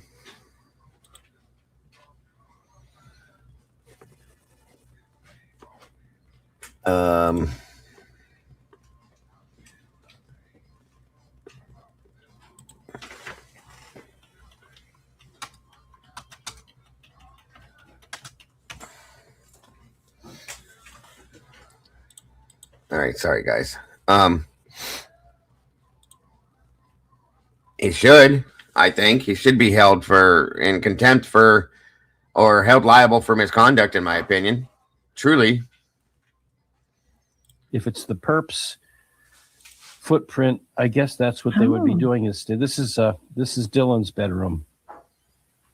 There's her Crocs. No, what kind of shoes? Vans. Vans, you're right. You know this case really well. But that's the latent footprint that so much has been talked about. But wait a minute, guys. How can there only be one footprint in the whole place? In the whole place, 3 stories, living room, kitchen. Well, it looks like it was okay. So initially they didn't find the footprint, but they said later on they found a latent footprint. So I don't quite, there's a lot to remember in this case, but so if I'm wrong, I'm wrong. But yeah. Well, no, I don't think you're wrong at all, but I think it's crazy that there's one footprint. It just tells us all that there was a cleanup in that 8 hours between whatever time, even if you assume that law enforcement was right, and that's a big assumption, but they say that the crime occurred after 4 o'clock until 4:18, 4:20 in the morning, and 911 was not called until 11:58. There was a cleanup, folks, and that's part of the evidence right there. Unless the person was hopping on one foot. Well, how could they make just one footprint in the whole house? Come on now. I was born at night, but not last night. Okay. Well, there's some vans right there in her. Idaho did. They used Idaho Forensics is who covered this. So this is Idaho. Their forensics team was taking the pictures, RJ. There were other photographs taken by MPD, but this is from Idaho State Forensics. I wonder if they compared them. I don't know. That looks like a Nike right there. Mm-hmm. But that's the Vans? Black one, yeah. Mm-hmm. And then there's Converse shoes over there. Well, you know your shoes pretty well. Well, it looks like a Converse, yeah. I don't know. I used to run, and I knew the difference. We talked about the eyeballs and eyebrows in Dylan's room. There was one other thing I wanted to look at in the area of her room.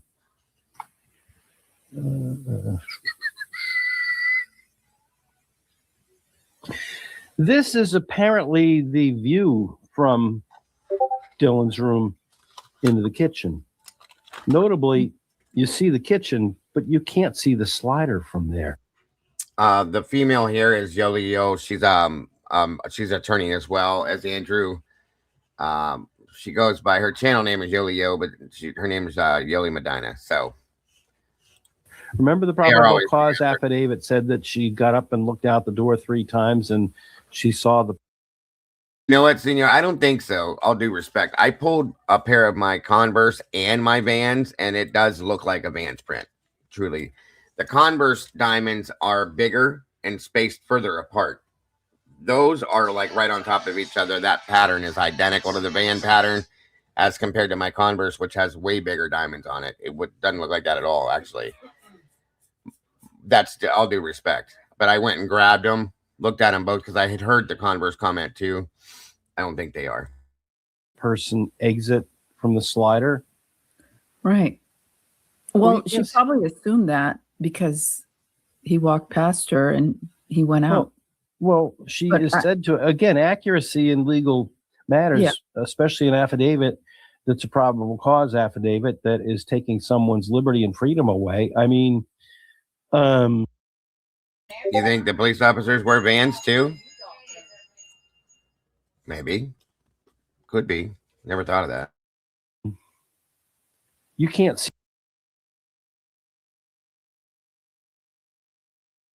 I think just about everybody lives in that house has a pair of Vans Moonflower. See the slider from this view? Not from that view, no. And she is said to have said that she saw the person go out the slider. Anyhow. Well, yeah, they also attributed a statement in quotes in the probable cause affidavit that she was in frozen shock phase, which we never heard that. That's rubbish. From her. That's total rubbish. Absolute rubbish. Okay, so did we look at Xana's room? I wanted to look at Xana's room. That's where the smiley face was. Oh, geez, look at that. Yeah. Again, this is Xana's room. And just the sheer amount of blood. I'm telling you, folks, nobody was killed in their sleep in this room. See, look, that looks like a Taco Bell bag, but I don't know. It could be something else. Hard to tell. But you see the Taco Bell packets right there? These to here? The left, to the left. Oh, those. Oh. Yeah. Is that a cigarette butt or a fry? I'm not sure.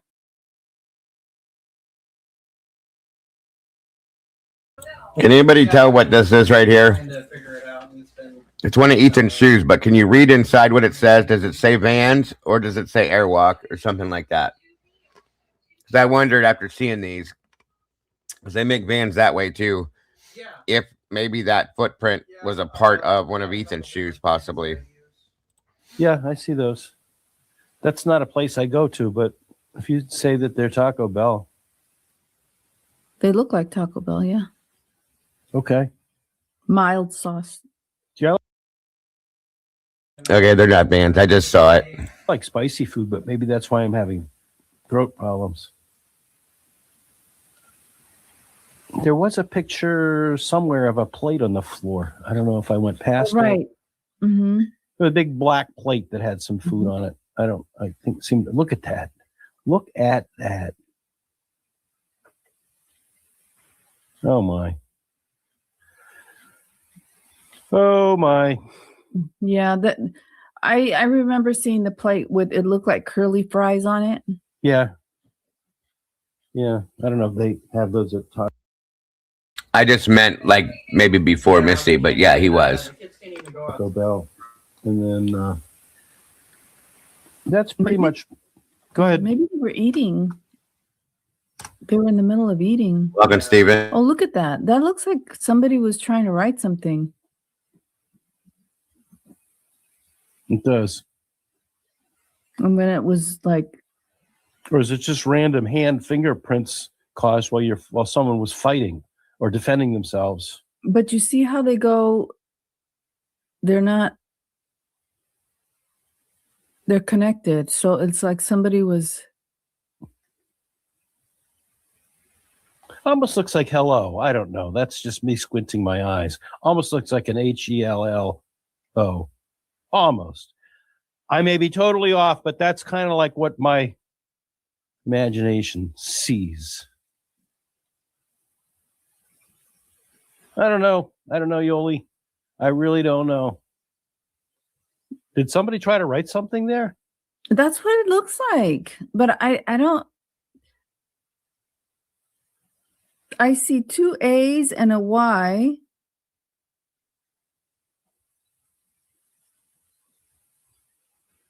I don't know. Looks like somebody might have tried to write something. But see, look at those. Those are like, looks like, somebody touching that cabinet. And falling down. Somebody falling down, going down. Oh my goodness. Oh my goodness. More shoes. And then some of these are just dark, very dark. See, there's a circular pattern. I don't know what that is.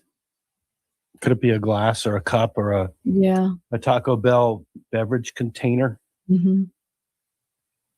We don't know, folks. We're just, would have been nice if there was some narration. I mean, I know there's, thousands of pages of police reports, which we could go back over. Now that we have this, we could certainly go back over that. Why did they take so many pictures of this one tabletop? Good grief. Yeah, it seems they're all 33. Yeah. All right. Have we seen enough? I think so. All right. Okay, so let's come back to reality. It's really something. It's really, really, really something to see those photographs. And I do have the entire file. I don't know if I'm capable of doing it, but if anybody wants them for, proper purposes, digging into it more and getting back to us about what they see as opposed to us, I'll do what I can to send it to you. Comment down below, give me your email. I have Google Drive. So I think, if anybody wants them for proper purposes, to take a look at them, take a closer look at them and get back to us, or if you just want to use them yourself, or if you're a content creator and you didn't grab them fast like Yoli did and give them to me, thank you. Let me know. I'll share them with you. So anyhow, all right. We have some viewer comments. Imagine our viewers had things to say. This is from Slock. I don't know. What the hell is happening in Idaho? Would be a great once a week segment for the stream. Guaranteed you'll never run out of material. First one, Anne was right to call that sheath placed. It seemed extremely visible and almost brand new to me, just on the eye test, in my opinion. Yeah, and that's what we were talking about. It does look like it does it. I mean, it's like neatly placed. It's not like, I don't know. It's not. And it's in a room. It's in a room that had blood on the ceiling. They had so much blood on the ceiling in that room that they took a blood test, and we just saw the little identification package containing the swab. So they're just going to go through comments and stuff here, guys. But obviously they're thinking, I wanted to point out to the fact that Myers and Yoli are both thinking along the same lines that all of us are. A lot of the exact same things were said there that we've said when we went through these photographs, folks. So, and we've hit the time limit, guys, and I try to keep this in. We're a little past 3 hours. So I just wanted to come out today and point out the fact that Howard Blum is now backpedaling and having second guesses about what his thoughts were about BRYAN KOBERGER. And I want to know in the comments, guys, after the show, if you can, if possibly, please, tell me if you think that people are going to follow suit behind Blum and say the same thing. the guilters that have said Brian did it, he did it by himself, so on and so forth. Do you guys anticipate seeing other people saying that? Well, yeah, having it in general is better. Pseudoly having it. I have a tornado come through. What are you talking about, Mike? What are you looking at? Probably your hair. My hair? Yeah. Oh, I don't know. I just ran my hand through it, messed it up. Sorry. Anyway. But yeah, I want to know what you guys think in the comments. Leave me a comment there for that. And again, how are we going to see more people doing this? Because I think it's going to happen. I think it's going to happen. I don't know. I mean, any last thoughts to add to this, bud? You think Gonzalez just might come out and say, you know what? I think maybe Brian KOBERGER didn't do this after all. And that's very grand. That's very possible. Maybe we'll start seeing that. Period. I do too. I'd love to see Ann come forward and say something, but at the same time, I wouldn't want anything to get messed up that could be in the waiting of being something worth waiting for. You know what I mean? That is a fact.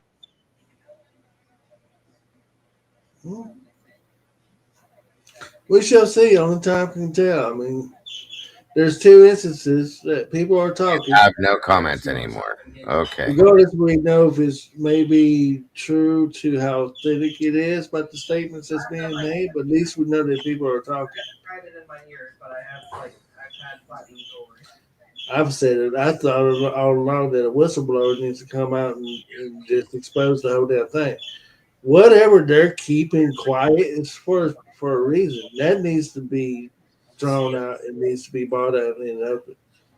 Because personally, I prefer. Sure, I can agree, and that's the thing we look at. Go ahead.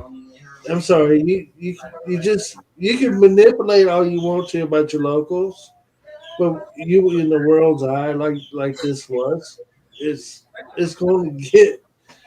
It will never be stop talked about. It will never. This will keep going on and on and on, and I can understand the begs and pleas of the parents and all that wanting us to shut up. Well, we're not going to. Just give it up and tell us the truth. Tell us what happened. I mean, I think we all parents, we all looking at it the same way. If that was my daughters, my son, we'd be fighting tooth and nail to get the truth out. Why are you so greedy? Why are you so damn petty that you have to sue and get more money out of it? You made so much money off of these. And I've said this once. When you think about it this way, it kind of gets, whoa. Because nobody never stops to think this could happen to me. Nobody never does that. And rightfully so, until it does happen to you. So now how are you going to act? Well, we see your true colors shining through with all this and how you act. But what was your daughter had to say? Right. You know, you don't stop and think that maybe they're sitting up there going, no, who is that? I ain't never seen that before. No, that's not who it is. So they're the last witness to see the perpetrators. Right. And if they know who they are, and you got Brian KOBERGER sitting up there, why do you want to lie on them? I'm just saying, something to think about. Just putting it out there. Do what you will. Make all the money you want to make of it. Hey, you sure lie. But I would fight tooth and nail to find out the truth.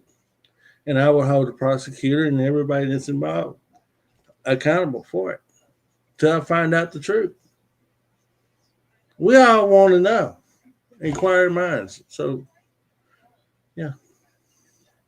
Okie doke. Sounds like a plan. Thank you, sir. Appreciate your input. as always. And I Cyndi hope, Lauper lyrics. I didn't know about that. I don't even know. I don't I didn't know. even know nothing about no Cyndi Lauper. I mean, I know her. I mean, that's back in my generation, but okay. I'm not even sure. I have no idea. All right. Well, And then when I switched over to Metro, it would be quite interesting if at WSU settled without. Yeah, it would. It would definitely. It would. I think it would tell its own story, Twiz, if that happened truly. yeah, well, it'd be nice if I could get some. All right, guys. Thank you again, Hemi, for joining me. And Senior Wazowski for jumping up here. You as well. Everybody in chat, have a great night, everyone. Don't forget to love yourselves and love each other. Take care. We'll see you soon. Yeah. Bye-bye. You know, anything.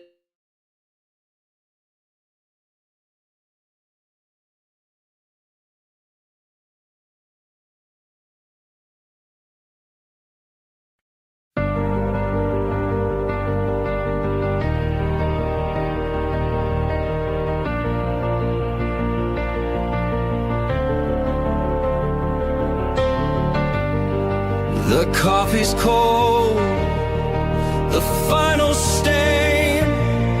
We laid the map out in the pouring rain. No hidden corner.